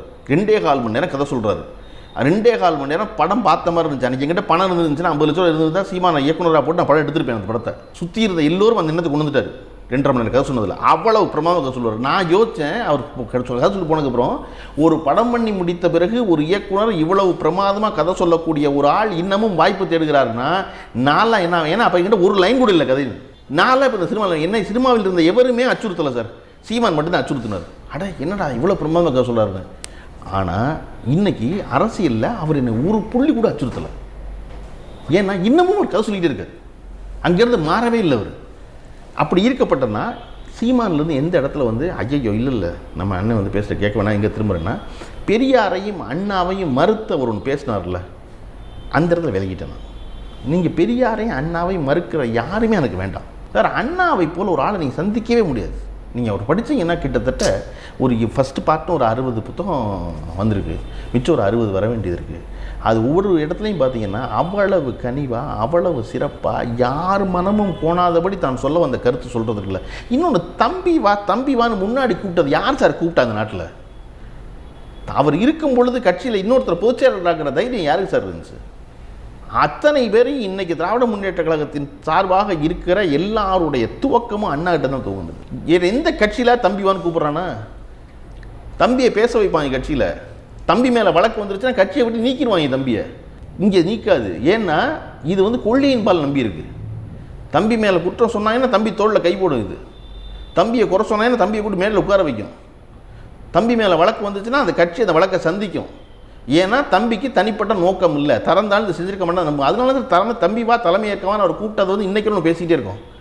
ஒரு சாதாரண குள்ளமான ஒரு உருவம் ஒரு அழுக்கு வேட்டியை கட்டிக்கிட்டு பாராளுமன்றத்தை தேக்கி வைக்க முடிஞ்சிருச்சுன்னா அந்த அண்ணாவெல்லாம் நீங்கள் பேசுவீங்கன்னா யார் நீங்கள் யாரையெல்லாம் பேசுவீங்கன்னு பயமாக இருக்குது. உங்களை இதுக்கு அனுமதிச்சா இன்னும் எதையெல்லாம் பேசுவீங்க? எனக்கு அண்ணாவையும் பெரியாரையும் அவர் மறுத்து பேசுகிறன்னைக்கு அவரை விட்டு ஒரு முற்றா ஒதுக்குறது நான் முடிவு பண்ணேன். நீங்கள் மற்ற விமர்சனம் இருக்கால் மேலே வைங்க, ஏதோ சொல்லுங்கள், குற்றம் பண்ணிட்டாங்கன்னு சொல்லுங்கள், நீங்கள் என்னவாக பண்ண போகிறேன்னு சொல்லுங்கள், அதுவெல்லாம் சரிதான், அதெல்லாம் வச்சுக்கலாம். அதற்காக அவர்களை நீங்கள் மறுதளிப்பீங்களா? மறுபடியும் இப்போ வந்து மறுபடியும் இல்லை நான் அண்ணா சொன்னதான் சொன்னேன்னு ஆரம்பிக்கிறது. மாற்றி மாற்றி மாற்றி மாற்றி ஒன்று பேசுகிறது இல்லை. டெப்பா டேய் இன்னும் வந்து எதுவுமே நடக்கலை, அதுக்குள்ளேயுமே இவ்வளவு மாற்றி பேசுவீங்கன்னா நீங்கள்லாம் வந்து அதிகாரத்தினுடைய நுனியை சுவைச்சிட்டிங்கன்னா என்ன ஆவீங்க நீங்கள்? தமிழ்நாட்டினுடைய எதிர்கால அரசியல் எப்படி அமையன்றது உங்களுடைய பார்வை? இல்லை சார், இது வந்து இந்த திராவிட பாதையை விட்டு விலகாமத்தான் இந்த அரசியல் இருக்கும். நீங்கள் வேறு யார் வந்தாலும் மறுபடியும் இதைத்தான் செய்யணும் சார். ஊரெல்லாம் நீங்கள் ராமனை சொன்னீங்க, கடைசியில் முருகனை தூக்க வேண்டி வந்துருச்சு. இங்கே வேலை தான் தூக்குனீங்க, உங்களால் இங்கே ராமனை தூக்க முடியல. தூக்க முடிஞ்சா மறுபடியும் இங்கே தமிழ் கடவுளை தான் இங்கே தூக்கணும். அது தூக்கி நடக்கலைன்னு வச்சுக்கோங்க, பதிலுக்கு நம்மளால வேலை தூக்கிட்டான். நீயும் தூக்கு நானும் தூக்குறேன், யார் தூக்குறதை பார்ப்போம் அப்படின்ட்டு அவன் குழப்பமாய் என்னடா நம்ம தான் வேலை தூக்கணும் அவங்களும் தூக்குறாங்க, உதயநிதி ஸ்டாலின் கையில் வேலை வச்சுக்கிறாரு, என்னடா இது அப்படின்னு குழப்பாயிருச்சு. இது எங்கே வேலை தானே நாங்கள் வச்சுருந்தேன், என்னடா நீ வந்து புதுசாக தூக்குற அப்படின்னு ஒன்று. அதை பாரதிய ஜனதா கட்சியில் தொடங்கி நீங்கள் எல்லாரும் மறுபடியும் இதுக்குள்ளே தான் வரணும். இதை ஒட்டி தான் நீங்கள் அரசியல் செய்யணும். இதை ஒட்டி அரசியல் செய்யாமல் பண்ணவே முடியாது நீங்கள். சார் இவனுக்கு நல்லா ரொம்ப காலம் பார்த்துட்டா சார் கண்கூடா. ஒரு ஆளை மேலே உட்கார வச்சு ஒரு ஆளை கீழே உட்கார வைக்கிற வேலையை தான் சார் அவன் செய்வான். அவன் அதுக்கு தான் சார் முயற்சி பண்ணுறான். அவனுக்கு வாழ்க்கையில் படிநிலை வேணும்.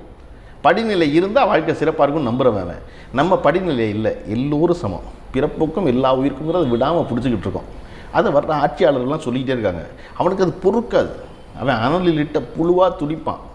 என்னடா நம்ம வந்து இந்தியா பூரா செல்லுபடி ஆகிறோம், இங்கே மட்டும் செல்லுபடி ஆக முடியும், பத்தாவதுக்கு மற்றவனையும் வேறு கிளப்பி விடுறானே. இங்கே ஹிந்தி படிக்காத நம்ம சொன்னது இப்போ கர்நாடகா ரொம்ப தீவிரம் பிடிச்சிக்கிட்டாங்க. அவ்வளோ வீரம் கேவிசிலேருந்து எல்லா இடத்துலையும் ஹிந்தி பேசாத, ஹிந்தி சொல்லாத அப்படின்னு ஆரம்பிக்கிறான். அது என்ன நினைப்பான்னா இவன் சும்மா இருக்கான், இவன் பண்ணது மட்டும் இல்லாமல் பக்கத்தில் இருக்கவனையும் கெடுக்கிறானேன்னு நினைப்பாங்க. அதை நம்ம தொடர்ந்து செஞ்சுக்கிட்டே இருப்போம்ல. செஞ்சதுனால இந்த திராவிட பாதையை விட்டு தமிழக அரசியல் என்பது விலகவே விலகாது. குறிப்பாக பெண்களுக்கு அது மேலே பெரிய ஈர்ப்பு இருக்குது, அது தெரியாது. தமிழ்நாடு பூரா திரைத்துறையில் கமலஹாசனுக்கு பெரிய பெண் ரசிகர்கள் பேசிக்கிட்டு இருந்த காலகட்டத்தில் சத்தமே இல்லாமல் விஜயகாந்த் ஒரு பெரிய செட் ஆஃப் பெண் ரசிகர்கள் வச்சுருந்தார். விஜயகாந்த் ஆக்ஷன் ஹீரோ அறியப்பட்டார். விஜயகாந்துக்கு இருக்க பெண் ரசிகர்கள் வெளியே கணக்கு தெரியாது. ஆனால் தேட்டர் முதலாளிகிட்ட போய் கேட்டீங்கன்னா தெரியும், கமலஹாசன் படத்துக்கு கூடுவதை விட 90களில் பெண்களின் கூட்டம் விஜயகாந்துக்கு அதிகமாக கூடுச்சு. ஆனால் அது வந்து எப்போவுமே எங்கேயுமே செய்தியானதே கிடையாது. இப்போ நீங்கள் பழைய தேட்டரால் யாரை கேட்டிங்கனாலும் தெரியும், விஜயகாந்த் அவ்வளோ பெரிய பெண் ரசிகர்கள் கூட்டத்தை வச்சுருந்தார். அதை போல் இந்த திராவிட சித்தாந்தத்துக்கு, திராவிட பாதைக்கு, திராவிட அரசியலுக்கு ஒரு பெரிய பெண் ரசிகர் கூட்டம் உண்டு. காரணம் நிஜமாக நேரடியாக நல்லா நடந்தவங்க அவங்க தான். அது உங்களுக்கு வெளியே தெரியவே தெரியாது. அதை அவங்க செஞ்சுக்கிட்டே இருப்பாங்க அந்த வேலையை, அதை பிள்ளைக்கு சொல்லி கொடுத்துட்டே இருப்பாங்க. கலைஞருடைய சமாதியில் வந்து அந்த முதல் அடக்கம்லாம் முடிஞ்சு எல்லாம் முடிஞ்சதுக்கப்புறம் வந்த பெண்களின் எண்ணிக்கை கொடுக்கல. சென்னைக்கு வந்த அத்தனை பெண்களும் தன் கணவனை கூட்டிக் கொண்டு ஒரு தடவை கலைஞருடைய சமாதிக்கு வந்துட்டு போவாங்க. அதுக்கு காரணம் அவர் என்ன செஞ்சுருக்காருன்னு தெரியும். அது அந்த பெண் வெளியே வந்தாலும் பேச மாட்டா, முஷ்டியை உயர்த்தி கத்த மாட்டா, காற்றுல குத்த மாட்டா, ஆனால் அவளுக்கு தெரியும். அதை போல் இது அந்த பாதையை விட்டு விலகவே விலகாது, இதை பற்றி கொண்டு தான் இருக்கும்னு நான் திராவிட முன்னேற்ற கழகம் ஆட்சிக்கு வந்ததுக்கு பின்னாடி அவங்களுடைய செயல்பாட்டில் எது மிகச்சிறப்பாக அமைஞ்சிருக்கிறதா நீங்கள் நினைக்கிறீங்க? அது வந்து மக்கள் சொல்ல போகிறாங்கன்னு வச்சுக்கோங்களேன். நான் இப்போ என்ன சொன்னாலும் நான் அதை ஆதரித்ததுனால அதை பாராட்டுறேன் அப்படிங்கிறத தான் வரும் கடைசியில். நான் அதில் ரொம்ப முக்கியமானது முதலாவதாக நான் நினைப்பது இந்த இதிலே வந்து இந்த கொரோனாங்கிற பெருந்தொற்றை அவர்கள் கட்டுப்படுத்துவதற்கு எடுத்த முயற்சி முதல் 30 நாள். அதன் பிறகு சரியாயிட்டோம். இதுவரையும் நிறைவேற்றிய திட்டங்களில் மிகச்சிறப்பாக நினைக்கிறது பெண்களுக்கான இலவச பஸ் பயணம்ங்கிறது வந்து ரொம்ப சிறப்பான திட்டம். அது இன்னும் எவ்வளோ விரிவுபடுத்த முடியுமோ அவ்வளோ விரிவுபடுத்த வேண்டியது அவசியம். அது ரொம்ப ஒரு பெரிய நலன் செய்யும் ஒரு தலைமுறைக்கே நான் நம்புகிறேன். இந்த திட்டங்கள்லேயே ரொம்ப சிறப்பான திட்டம் அந்த திட்டம் தான். பொதுவாக தமிழ்நாட்டில் ஒரு கருத்து இருக்குது, எந்த பிரச்சனையானாலும் கலைத்துறையில், அதாவது முன்னணி நடிகர்கள் குரல் கொடுக்கலன்னா ஏன் அவர் குரல் கொடுக்கல, ஏன் இவர் குரல் கொடுக்கலன்னு எல்லா நடிகர்களும் ஒரு பொது பிரச்சனைக்கு குரல் கொடுத்தே ஆகணும் அப்படின்னு நீங்கள் நினைக்கிறீங்களா? இல்லை, ஆக வேண்டியது இல்லை. நீங்கள் இருந்துருங்க, பேசாமல் இருந்துங்க, ஒரு அவசியம் கிடையாது. சிவகுமார் ஏன் பொது பிரச்சனைக்கு குரல் கொடுக்கலன்னு யாருமே கேட்குறதில்ல. சிவகுமார் அவருடைய 80 ஆண்டு காலத்தில் பொது பிரச்சனையை பேசினதே இல்லை. அவருடைய மகன்கள் இருவர் வந்து இன்றைய தமிழ் சினிமாவின் முக்கிய நட்சத்திரங்களாகிறாங்க. அவர்கள் இருவரும் எல்லா பொது பிரச்சனையும் பேசுகிறாங்க. எந்த பொது பிரச்சனையும் பேசாமல் இருந்த சிவகுமார் வேணுமா உங்களுக்கு? வச்சுக்கங்க, ஒன்றும் பிரச்சனை இல்லை. இல்லை சூர்யாவும் கார்த்திக் வேணுமா? யார் வேணும் சமூகத்துக்கு? இன்றைய சூழலில் யார் வேணும் அப்படின்னா நான் சூர்யா கார்த்திக் வேணும்னு தான் சொல்கிறேன். அவர் அன்றைக்கு இருந்த காலகட்டத்தில் அன்றைய நடிகர்கள் எல்லோரும் சிவாஜி நேசன் ஒரு மாபெரும் அரசியலுக்குள்ளே போன திரைத்துறையிலிருந்து இருந்ததுனால இவர்கள் யாருமே தன்னுடைய கருத்தை சொன்னதில்லை. ஒருவேளை ஏதாவது கருத்து இருந்தால் அவர்கள் அவசரமாக கோபாலபுரத்தில் கலைஞரிடம் போய் சரணாகதி அடைஞ்சிருவாங்க, ஒருத்தர் வேணும் நமக்கு அப்படிங்கிறதுக்காக. இது ரெண்டாகத்தான் இருந்தது. அதன் பிறகு இப்போ அது இல்லைன்னு சொல்லும் பொழுது கருத்து நீங்கள் சொல்லுவீங்க அப்படின்னா எல்லாத்துலேயும் சொல்லுங்கள். வேண்டான்னு நினச்சிங்கன்னா நல்லா சிவகுமார் சார் மாதிரி போய் இருந்துருங்க. நீங்கள் பாட்டு சௌரியமாக இருங்க, யோகாவெல்லாம் பண்ணுங்கள், பிள்ளைய நல்லா வளங்க, எல்லாம் செய்யுங்க. நீங்கள் நம்புகிற ஒரு வாழ்க்கையை வாழுங்க, ஒரு குழப்பம் இல்லை. ஆனால் ஒன்றுக்கு சொல்லி ஒன்றுக்கு சொல்ல மாட்டேன்னு செய்யாதீங்க. சொன்னால் எல்லாத்துக்கும் கருத்து சொல்லுங்கள், சமூகத்துக்கு பயன்படுற வேலையை செய்யுங்க. ஒரு தடவை பேசுவேன், இன்னொரு தடவை நான் பேச மாட்டேன். எனக்கு எப்போ சௌரியப்படுமோ அப்போ மட்டும் சிஸ்டம் சரியில்லைன்னு சொல்கிறதா? சௌரியம் படாத பொழுது வேண்டாம் நினச்சா உள்ளே போய் கதை சாத்திக்குவீங்களா? என்ன அது? ஒன்று எல்லா நேரம் பொது வெளிக்கு வாங்க, எல்லாத்த பற்றியும் பேசுங்க. இல்லை எதுவுமே பேசாதீங்க, சும்மா இருந்துங்க. அண்ணாத்த படம் ரிலீஸ் ஆக போகுது, அது ஒரு முக்கியமான படம். அந்த படம் ஏன்னா 30 ஆண்டு காலம் கழித்து அரசியலுக்கு வர்றேன்னு சொல்லாமல் ரிலீஸ் ஆக போகுது படம். 30 வருஷமாக ட்ரெய்லர் ஓடும், நான் அரசியலுக்கு வரப்போகிறேன்னு. அதுக்கப்புறம் தான் படம் வரும். இப்போ 30 வருஷம் கழிச்சு கிட்டத்தட்ட பாட்சாவுக்கு அப்புறம் நான் நினைக்கிறேன் ஏறத்தாலும் 30 ஆண்டு காலம் ஆயிடுச்சு வரப்போகுது. ஒரு ரஜினிகாந்த் ரசிகனா ரொம்ப மகிழ்ச்சியாக இருக்குது. காரணம் பாட்சாவுக்கு முன்னாடி நான் பார்த்து ரஜினிகாந்த் பார்க்க போகிறேன். ஒரு குழப்பம் இல்லை. இப்போ அரசியலுக்கு வருவேனா வரமாட்டேன், க்ளீனாக கதை உடைச்சிட்டாரு. ஓகேவா? கதை உடைச்சிட்டு படம் வரப்போகுது. நீங்கள் அதை போல் இருந்துருங்க. ரஜினிகாந்த் இதை போல் 100 படம் நடிக்கணும், இந்த மாதிரி நடிச்சிருக்கேன், நல்லா இருக்குல்ல? ஒரு குழப்பம் இல்லை. எதுக்கு தேவையில்லாமல் ஒருத்தர் ஒன்று சொல்லி ஒருத்தர் கிளம்பி வந்து தலைவான உங்களை கத்தி இப்போ தலைவா தான் வெறும் ஸ்க்ரீன் லீடர். நீங்கள் நான் இப்போது ஆர்வமாக அதே போல் வந்து நிற்பான். ஆனால் வரலாறு திரும்புகிறது. 30 ஆண்டு காலம் ஆயிடுச்சு ரஜினிகாந்துக்கு தன்னை தான் உணர்ந்து கொள்ள.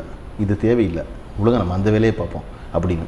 இப்போ தொடர்ச்சி அடுத்தடுத்து ஒரு படம் நடிக்கணும். கடைசி வரையும் ரசிகனா, இப்போ ரசிகனாக அவரோட இருந்து கருத்து மாறுபட்டேன்னா மறுபடியும் வெறும் ரசிகனாக வந்து நிற்கிறேன். ஒன்றும் குழப்பம். ஓ இதை பேசலை இல்லைங்க, குட், இதை மட்டும் பாருங்கள். நான் உங்களை பார்க்க முதல் நாள் வந்து நிற்கிறேன், 3 தடவை அடுத்தடுத்து பார்க்குறேன். நீங்கள் அந்த படம் எவ்வளோ மோசமாக இருந்தாலும் நான் பார்ப்பேன். ரஜினிகாந்தோட இதுவுமே வரப்போகிற படங்கள் எந்த மோசமாக இருந்தாலும் பார்ப்பேன். அப்படித்தானே நான் பார்த்துருக்கேன். எனக்கு பிடிச்சது ரஜினிகாந்த் தானே.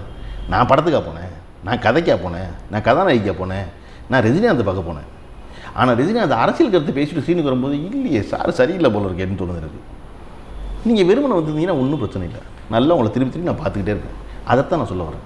கருத்தே சொல்லாதீங்க, வேலை மட்டும் பாருங்கள். தயாரிப்பாளருக்கு வேறு நல்லது. தயாரிப்பாளர்கள் திரும்ப திரும்ப சொல்கிறது அதுதான். என்னப்பா நாங்கள் ஒரு படத்தை எடுத்து வச்சுருக்கோம், நீங்கள் பாட்டுக்கு ஏதாவது கருத்து சொல்லிட்டு போயிருக்கீங்க, நாங்கள் படத்தை விற்க முடியல அப்படின்னா சிவா சார்லாம் சொல்லிட்டு இருந்தார் பல தடவை.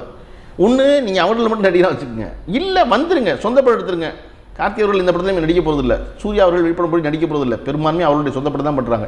நீங்கள் எல்லாத்த பற்றி கருத்து சொல்லுங்கள், சொல்லிவிட்டு அதனுடைய நலன் தீது ரெண்டையும் வந்து நன்று தீது ரெண்டையுமே வந்து நீங்கள் அனுபவிக்க போகிறீங்க. அதனால் சொல்வதாக இருந்தால் முழுமையாக சொல்லுங்கள், இல்லாட்டினா சும்மா இருந்துங்கிறத நான். நடிகர்கள் அரசியலுக்கு வரதை பற்றி உங்களுடைய பார்வை என்ன? நடிகர் அரசியல் நல்லா வரலாம். ஐயோ நல்லா ரொம்ப நல்லா வரலாம். ஏன்னா எல்லாம் இங்கே ஒரு மருத்துவர் வரலாங்கும் போது ஒரு நடிகரும் வரலாம். அது ஒரு ப்ரொஃபஷன், அவ்வளோதான். ஆனால் அதை பற்றிய நீங்கள் எந்த அறிவோடு வர்றீங்கிறது ரொம்ப முக்கியம். உங்களுக்கு என்ன அதை பற்றி பார்வை இருக்குங்கிறது முக்கியம். அதை சொல்லிட்டு வாங்க. அது என்னன்னு சொல்லுங்கள், தெரிஞ்சுக்கிறோம். நாங்கள் நல்லா வரலாம். நடிகர்கள் மிகப்பெரிய ரசிகர்களின் அபிமானத்தை பெற்றவர்கள் இல்லையா? ஒரு ஃபேன் ஃபாலோவர்ஸ் இருக்காங்க. அந்த ஃபேன் ஃபாலோவர்ஸ் தொடர்ச்சியாக கட்சிக்கும் வருவாங்களான்னு பார்த்துக்கணும். அப்போ நீங்கள் ஒன்று சொல்லணும், நீங்கள் என்ன செய்வீங்கிறத. எதுவுமே சொல்லாமல் சும்மா வந்து நான் வர்றேங்கிறது இருக்கு இல்லையா, அது எப்படி சரியாகும்? வெறும் கூட்டத்தை பார்த்துட்டு வர முடியாதுல்ல. அப்படி வந்து எல்லாரும் குப்புற விழுந்திருக்காங்க இல்லையா சார். ரஜினிகாந்த் எவ்வளோ பெரிய மன குழப்பத்துக்கு ஆளாயிருப்பார் நீங்கள் யோசிச்சு பாருங்கள். போன ஆண்டு ஓராண்டு காலம் கட்சி ஆரம்பிப்பதாக சொல்லி ஓராண்டுகள் தான் கலைச்சார் அவர். கட்சி ஆரம்பிக்காமே கலைச்சவர் அவர் தான். ஆனால் அந்த ஓராண்டு காலம் எவ்வளோ மனக்குழப்பத்துக்கு ஆளாயிருப்பார், எத்தனை சரி தப்பு யோசிச்சிருப்பார். ஒவ்வொரு தடவையும் என்னை வாழ வைத்த தெய்வங்களாகிய தமிழக மக்களுக்கு தான் ஆரம்பிக்கிறார் அவர். ஓகேவா? இவங்களுக்கு இதாக நான் பெருசாக உங்களுக்கு செய்வேன், பெருசாக உங்களுக்கு செய்வேன்னு சொல்லிட்டு இருந்தவர். கடைசி வரையும் அவரால் பெருசாக என்ன செய்யுதுங்கிற முடிவுக்கே வர முடியல. இப்போ வரையும் ஏதாவது ஒன்று செய்யணும்னு நினைக்கிறாரு. என்ன செய்யலாம் சார்? அப்போ நம்ம அவரை ஒட்டியிருக்க நண்பர்கள்லாம் என்ன சொல்லணும்னா, அப்போ அவர் ஏதோ பெருசாக செய்யணும்னு நினைக்கிறாருப்பா, அவருக்கு ஏதாவது சொல்லுங்கப்பா. அரசியலுக்கு வரலேன்றாரு. எது வேணால் செய்யலாம். ஒரு பெரிய மருத்துவமனை கட்டலாம், மாவட்டத்துக்கு ஒரு பள்ளிக்கூடம் கட்டலாம் இல்லையா?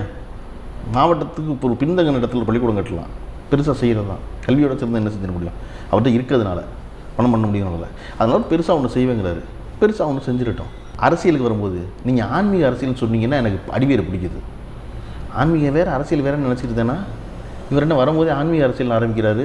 ஐயோ அப்படிங்குது. அந்த குழப்பம் அவருக்கு இருந்திருக்கும்ல. அவர் இந்த சில்லுமா செல்லாதன்னு விட்டு பார்த்துருக்காரு. ஆளாது கத்துறாங்கன்னு அமைதியாயிட்டார். அப்போ பேசாமல் இருந்துட்டு ஒரு ஓராண்டு கால குழப்பத்துக்கு பிறகு வேண்டாங்கிற முடிவு எடுத்துட்டார். ரொம்ப சிறந்த முடிவு. நான் ரஜினிகாந்த் எடுத்த முடிவுகளே மிகச்சிறந்த முடிவு அந்த முடிவை தான் பார்க்குறேன். காரணம், என்னை போல அவருடைய ரசிகராக இருந்து அவரை தொடர்ந்து ரசிகனாக இருக்கணுமா வேண்டாமாங்கிற குழப்பம் வர்றவங்க பூரா மறுபடியும் தெளிஞ்சு படைஞ்சிருவான்ல. இல்லை, அவர் தலைவர் தான், அவர் ரசிகர் தான், அவர் பிரமாதம் தான். என் தலைமுறைக்கு ரஜினிகாந்த் போல ஈர்த்தாள் வேற ஒரு நடிகனே இல்லைல்ல சார். கிட்டத்தட்ட 30 ஆண்டு காலமாக வந்து விடாமல் அந்த ஒன்றாவது நிலையை வச்சுக்கிறது இருக்குல்ல. அதுக்கப்புறம் பல பேர் வந்திருக்காங்க, பல பேர் ஈர்க்கப்பட்டிருக்காங்க. அவர்களையெல்லாம் கண்டு ரஜினிகாந்துக்கு யோசனை கூட இருந்துக்கலாம், இப்படிலாம் ஒரு ஆள் வந்திருக்காங்களே. ஆனால் ரசிகன் ரஜினிகாந்த் கைவிடவே இல்லை. ரஜினிகாந்த் கைவிட்டாரா இல்லையாங்கிறது அடுத்த கேள்வி. ஆனால் ரசிகன் ரஜினிகாந்த் கைவிடவே இல்லை. அதுக்கு பிறகு அடுத்தடுத்த தலைமுறையில் ஒரு நடிகர்கள்லாம் போய் பார்க்க போனான். ஆனால் ரஜினிகாந்த் படத்தை கண்டிப்பாக பார்த்தான். அது பார்த்துட்டு தான் மிச்ச படமெல்லாம் அதை பார்த்துன்னு வச்சுருந்தான். இப்போ அவரும் உணர்ந்துட்டார், ரசிகனும் உணர்ந்துருப்பான். அதனால ஒரு குழப்பம் இல்லாமல் நம்ம அண்ணாத்தையை கொண்டாடிடலாம். அண்ணாத்தைக்கு அப்புறம் எந்த படம் வந்தாலும் கொண்டாடிடலாம். அதில் ஒன்றும் சிறப்பு. அந்த ஒரு பெரிய குழப்பத்தை கடந்து வந்தார் பாருங்க, அதை எல்லா நடிகர்களும் கடந்து வந்துடணும். நீங்கள் கிளியராக இருக்கீங்களா? உங்களுக்கு தெரியுமா சார்? ஆள் வச்சு எழுதுறது இல்லை சார். சினிமாவில் இவர்களுக்கு என்ன சிக்கல், நடிகன் அரசியலுக்கு வருவதில்லை. அப்படின்னா நடிகன் என்பவர் வீட்டில் இருக்கார். வீட்டுக்கு வந்து வண்டி வருது, வண்டியில் ஏறி உட்கார வச்சு ஷூட்டிங் கூட்டு வர்றாங்க. ஷூட்டிங்கில் ஒரு தனி அறைக்குள்ளே நீங்கள் போட வேண்டிய உடைகள் இருக்குது. உங்களுக்கு மேக்கப் பண்ணுற ஒருத்தர் இருக்கார். எல்லாம் பண்ணி உடைகள்லாம் அனுப்பிச்சதுக்கப்புறம் உதவி இயக்குனர் ஒருத்தர் வந்து அன்றைக்கு நீங்கள் பேச வேண்டிய காட்சியை விளக்குறாரு. எல்லாம் பண்ணி உங்களை கொண்டு போய் முன்னாடி நிப்பாட்டி நடிக்க வைக்கிறாங்க. வீட்டிலேருந்து கிளம்பி கேமரா முன்னாடி நிற்கிற வரைக்கும் உங்களுடைய பங்களிப்பு ஒன்றுமே இல்லை. ஓகேவா? இதை போலவே யாராவது ஒரு வண்டி அனுப்பிச்சு நம்மளை கோட்டையை கூப்பிட்டு போயிடுவாங்கன்னு நினச்சிக்கிட்டே இருக்காங்க சார். நீங்கள் பூரா அப்படி போக மாட்டாங்க. உங்களை நடிக்கத்தான் அப்படி கூப்பிட்டு போவாங்க சௌரியமாக. வேற ஒருத்தர் டிஃபன் கேரி பிரிப்பார், வேற ஒருத்தர் உங்களுக்கு காலில் ஷூ போட்டு விடுவார், வேற ஒருத்தர் சட்டை மாட்டுவார், வேற ஒருத்தர் மேக்கப் போடுவார், வேற ஒருத்தர் வசனம் எழுதுவார். அரசியல் அப்படி ஆகாது. நீங்கள் வண்டியை பிடிக்கணும், நீங்கள் ரோட்டுக்கு வரணும். நீங்கள் உங்கள் வீட்டில் இருந்து கோட்டை 1.25 கிலோமீட்டர் தான் இருக்கும். ஆனால் அது போய் சேர 30 வருஷம் ஆயிரும். என்னடா இங்கே தான் இருந்துச்சு இந்த தலைமைச் செலவும், ஏன்டா இவ்வளோ தூரம் போகிறோம் அப்படின்னு தோணிடும். அந்த பயணம் ரொம்ப நீண்ட பயணம். அதுக்கு ஒரு போதிய தெளிவு இருக்கணும், உழைப்பு இருக்கணும். முதல்ல உழைக்கணும்ல. இவர்கள் தான் மக்களை சந்திக்கவே இல்லையா சார்? சார் இவங்க எப்போ சார் மக்களை சந்திக்கிறாங்க? மக்களை சந்திக்கிறது இல்லையே. குறைஞ்சபட்சம் நீ நாடகத்தில் இருந்தீங்கன்னாவது நேரடியாக பார்க்குற வாய்ப்பு இருக்கும். திரையில் அதுவும் கிடையாது. நீங்கள் உங்களை பாராட்டுள்ளாக்கு மேடை ஏற்றுறாங்க.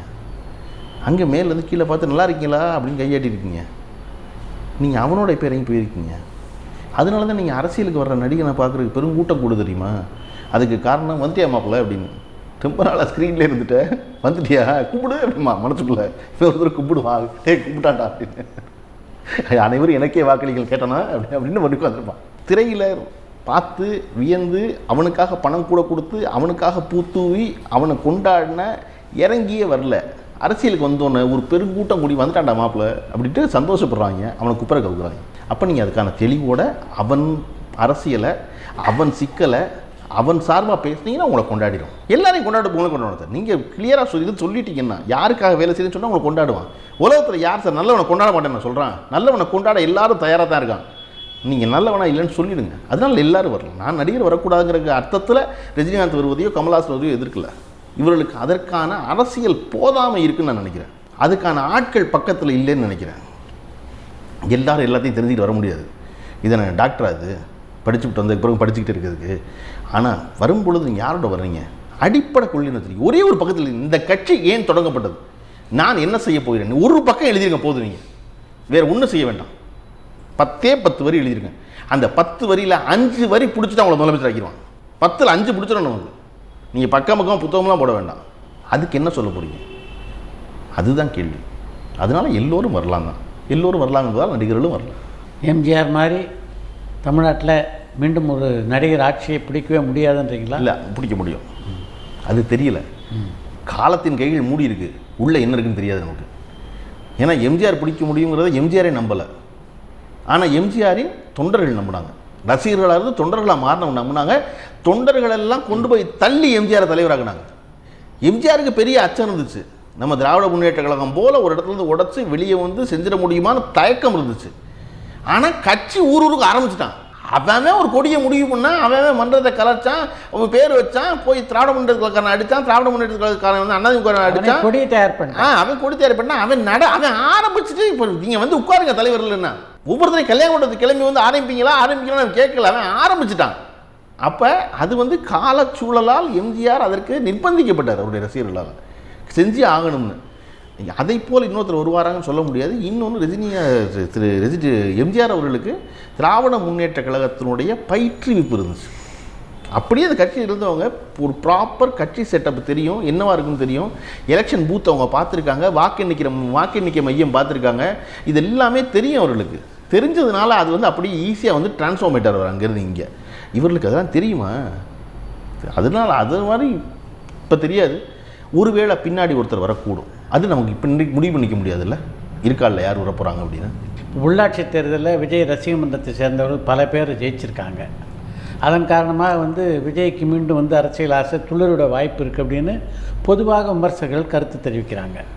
நீங்கள் என்ன நினைக்கிறீங்க அதை பற்றி? விஜய்க்கு மீண்டும் அரசியல் ஆசை துளிரோட வாய்ப்பு இருக்குது அப்படின்னா ஏற்கனவே துளிர் விட்டு இல்லாமல் போயிடுச்சுக்கிற பொருள் வருது நீங்கள் சொல்கிறதுல. அப்படி இல்லை.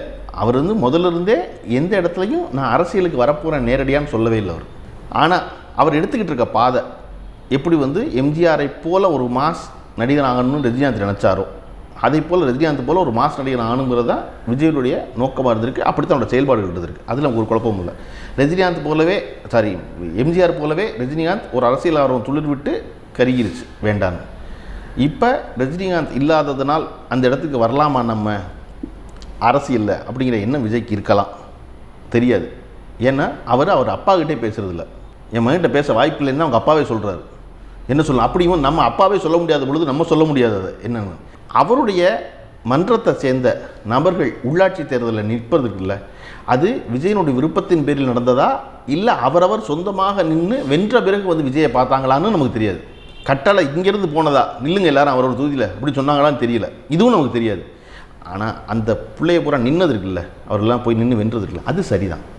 அந்த ஊரில் அவன் நல்லது செய்யணும்னு நினைக்கிறான். அவன் கைக்கு உட்பட்ட தேர்தல், அவனுக்கு தெரிஞ்ச தெரு, அது ஒரு வார்டு. அந்த வார்டை வெல்லணும்னு நினைக்கும் பொழுது இதுக்கே நம்ம இன்னொரு இடத்துக்கு போனால் நம்ம வெல்லுவோமே நினைக்கிறோம். சார், இன்றைக்கி உள்ளாட்சி தேர்தலில் திராவிட முன்னேற்ற கழகம் இவ்வளோ பெரிய வெற்றியை பெற்றதுக்கு காரணம் கிராஸ் ரூட் வரையும் கட்சி இருக்கிறது தானே.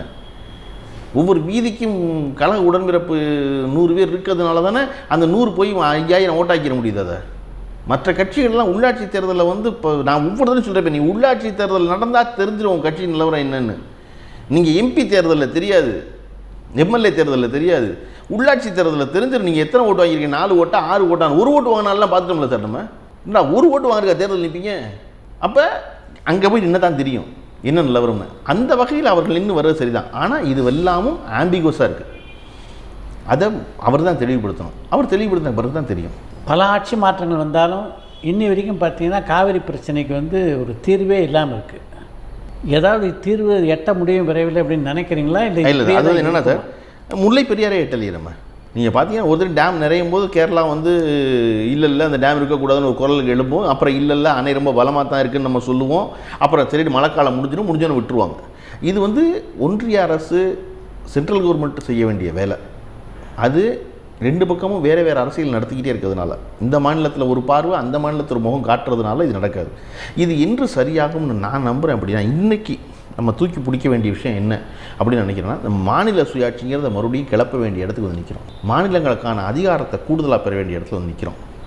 இடையில ஒரு 10 ஆண்டு காலம் நம்மிடம் இருந்த அதிகாரங்களையும் ஒப்பிச்சுட்டாங்க கொண்டு போய். அதே மாநில சுயாட்சி கர்நாடகம் கிடைக்கும், நல்ல கிடைக்கும். அப்படி கிடைக்கும்போது போராட்டம் அதிகமாக கிடைக்கும்போது எங்கள் 2 பேரையும் வந்து சமாதானப்படுத்துறதுக்கு எங்கள் 2 பேருக்கு சம்பந்தம் இல்லாத பிக் பாஸ் வரமாட்டார். பிரச்சனை உங்களுக்கு எனக்கும் சார் எந்த சம்மந்தம் இல்லை. தம்பிக்கு நமக்கு உடன்பாடு இல்லை, காண முடியலன்றதுனால இல்லை, அவன் வர்றதுனால உடன்பாடு இல்லை. அவன் என்ன சொல்கிறான்னா, குரங்கு அப்பத்தை பிச்ச கதையா உங்களுக்கு ஒரு முகம் காட்டுறான், எனக்கு ஒரு முகம் காட்டுறான். அந்த பிக் பாஸ் சரி பண்ணி கொடுத்துருவா நினச்சி நம்ம உட்காந்துக்கிட்டே இருக்கோம். இப்போ நீங்கள் சொல்கிற மத்திய அரசில் ஒருத்தர் ஆட்சி பண்ணால் பரவாயில்ல, அது பல்வேறு கட்சிகளை தாண்டி வந்திருக்கு. காங்கிரஸ் இருந்திருக்கு, ஜனதா இருந்திருக்கு, நிறைய பேர் இருந்திருக்காங்க. ஆனாலும் இந்த விஷயத்தில் மட்டும் தீர்வு கிடைக்கவே மாட்டேங்குது. அங்கே ஆட்சியாளர் எளிதாக மாறினா கூட அதை எளிதாக சொல்லிடுறேன். காங்கிரஸ் ஆட்சி செஞ்சுருக்கு, ஜனதா ஆட்சி செஞ்சுருக்கு, ஜனதா ஆட்சி செஞ்சுருக்கு, ஐக்கிய கூட்டணி ஆட்சி செஞ்சுருக்கு, மறுபடியும் பாரதிய ஜனதா கட்சி. எல்லாருமே ஹிந்தி ஆதரிச்சாங்களா? இவங்க எல்லாரும் ஒன்று, எல்லாரும் ஹிந்தியை வாய்ப்பு கிடைக்கும் போதெல்லாம் உள்ளதெல்லாம் இல்லை கொண்டு வந்து எல்லாரும் தானே வந்தாங்க. அதே போல் இவர் எல்லாரும் மாநிலங்களுக்குள்ளேயே இணக்கம் இல்லாமல் பார்த்துக்குவாங்க. ஏன்னா அப்போத்தான் சார் மத்திய அரசுன்னு ஒன்று சொல்கிறீங்களா சார், நீங்கள் ஒன்றிய அரசு நாங்கள் சொல்கிறோம், மத்திய அரசு சொல்கிறீங்க, சென்ட்ரல் கவர்மெண்ட் சொல்கிறீங்க, வேறு வேறு பேர் வச்சுருக்கோம். அதுக்கு அது எங்கே சார் இருக்குது? அது எங்கே சார் இருக்குது? அதுக்கு எங்கே சார் இருக்குது இடம்? நம்ம எல்லாம் இருக்கோம் மாநிலங்கள்லாம். இந்த மாநிலங்கள் எல்லாம் சேர்த்து வச்சுட்டு மேலே பொக்கையாக நிற்கிது. என்ன செய்யுது? நான் போஸ்ட்டை பார்த்துக்கிறேன், நான் இராணுவத்தை பார்த்துக்கிறேன், நான் ரயில்வேயை பார்த்துக்கிறேன்னு வந்தது கொஞ்சம் கொஞ்சமாக நான் கல்வியை பார்த்துக்கிறேன், நான் மருத்துவத்தை பார்த்துக்கிறேன்னு மூக்க நுழைச்சிக்கிட்டே இருக்குது. அதுக்கு தனியாக இருக்கா, அது அந்தரத்தில் தொங்குது ஒன்று. நம்ம வந்து ஒன்றியங்களின் கூட்டணியாக இருக்கிறதுனால சரி ஒருத்தர் இருந்துட்டு போகிறாருன்னு நினைக்கிறோம். இப்போ அந்த மாநில சுயாட்சி தனிப்பெரும் அதிகாரங்கள் இப்போ அமெரிக்கா போல சார். அமெரிக்காவில் மாநிலத்துக்கு மேலே சட்டம் மாறுபடுது சார். ஒரு அரசு தான், ஆனால் மாநிலத்துக்கு மேலே சட்டம் மாறுபடும். ஒருத்தர் துப்பாக்கி வச்சுக்கலாம், ஒருத்தர் வைக்கக்கூடாது. ஒரு இடத்துல தூக்கு தண்டனை உண்டு, ஒரு இடத்துல தூக்கு தண்டனை கிடையாது. இங்கே அப்படி கிடையாது. இல்லை, மாநில சுயாட்சி பெறும் பொழுது, மாநிலத்துக்கான அதிகாரங்களை பெறும் பொழுது நான் நேரடியாக எனக்கு யாரோட சண்டையோ அவரோட பேசிக்குவேன். எம்ஜிஆருக்கு குண்டுராவை தெரியும்னு நேரடியாக போய் பேசிட்டு வரல சார். தண்ணி கொடுங்க, எனக்கு வேறு பிரச்சனை இருக்குது, அனுப்புங்கன்னு அங்கே போய் பார்க்க வேண்டாம்ல. அதனால நீங்கள் சும்மா இருங்கிற இடம் அங்கே வந்துருச்சுன்னா சரியோ தப்போ, அடிச்சுக்கிறோமோ இல்லையோ, வேணான்னு வெட்டி விடுறோமோ சேர்த்துக்கிறோமோ, அந்த முடிவை அந்த 2 பேர் எடுத்துலாம். சண்டை போடுவேன். எப்பொழுதும் எல்லா சண்டையும் எப்போ தீரும்னா சண்டைக்காரன் 2 பேர் பேசி தான் தீரும். வக்கீல் பேசி தீராது. வக்கீல் பேசி தீருமா? வக்கீல் வளர்ப்பார், தீர்த்து விட்டா என்ன செய்வார் அவர்? அதனால மாநில சுயாட்சிகளை பேசும்போது நாம் உரிமைகளை பெறுவதைப் போலவே அனைத்து மாநிலங்களும் பெறும் பொழுது சம்பந்தப்பட்ட மாநிலங்கள் சம்பந்தப்பட்ட சிக்கல்கள் நேரடியாக பேசுகிற இடத்துக்கு வரக்கூடும். மாநில சுயாட்சியை ரொம்ப சத்தமாக பேச வேண்டிய காலம் நேரம் இதுன்னு நான் நினைக்கிறேன். இப்போ திராவிட முன்னேற்ற கழகம் மிகச்சிறப்பாக ஆட்சி புரிந்து கொண்டிருந்தாலும் அவங்களுக்கு வந்து சவாலாக இருக்கிற விஷயம் அப்படின்னு எது இருக்குன்னு நீங்கள் நினைக்கிறீங்க? இல்லை சார், சவாலாக ஒவ்வொரு ஆட்சியில் இருக்க எல்லோருக்கும் எல்லாம் இப்போ நீட் ஒரு பெரிய சவால் சரியா? அதை ரொம்ப கவனமாக கொஞ்சம் கொஞ்சமாக கையாளணும்னு நினைக்கிறாங்க. ரொம்ப தினசரி வாழ்வு பிரச்சனையை சொல்லுறேன். பெட்ரோல் விலை பெரிய சவால் இல்லையா? பழனிவேல் தியாகராஜன் அவர்கள் வந்து பல்வேறு விளக்கம் சொல்கிறாரு. நம்ம தான் இன்றைக்கி இருக்க இந்திய மாநிலங்களிலே குறைவாக பெட்ரோல் விலையை கொடுக்குறோம். காரணம் மாநில அரசு விட்டு கொடுத்துருக்காங்க, அவங்க கூட்டிக்கிட்டே இருக்காங்க. அது ஒரு பெரிய சவால். இன்னும் நம்ம குறைச்சிக்கிட்டே இருக்கோம், நம்முடைய வருமானம் குறைஞ்சிக்கிட்டே இருக்குது, அங்கே கூட்டிக்கிட்டே இருக்காங்க. யாருமே கேட்கவே மாட்டேங்கிறாங்க. இல்லை சார், எனக்கு தெரிஞ்சு பெட்ரோல் விலையும் டீசல் விலையும் வெறுமனை 50 காசு கூடினா இந்த நாடு பூரா போராட்டம் நடந்திருக்கு.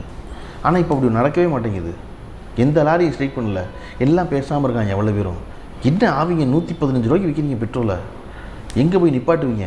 இது எல்லாமும் சவால் தான் சார். ஆட்சியில் இருந்தால் வள்ளுவர் சொல்கிற மாதிரி மழை பெஞ்சா ஏன் மழை பெஞ்சுமா, மழை பெய்யலைன்னா ஏன் மழை பெய்யலைம்மா, இது 2க்கும் பதில் சொல்ல வேண்டியவன் ஆட்சியில் வந்தான், அவனுக்கு தான் பொறுப்பு இருக்குது. அது சவால்கள் இருந்து கொண்டே தான் இருக்கும். ஆனால் இந்த மக்களுக்கு தேவையானதை, இந்த மக்கள் கடந்து வந்த பாதை இருக்குல்ல, அந்த பாதையை ஒட்டியே இந்த ஆட்சி நடக்கிறதாங்கிறத சரி பார்த்துக்கும். சவால்கள் ஒரு சவால் இருந்துகிட்டே தான் இருக்கும் இல்லையா?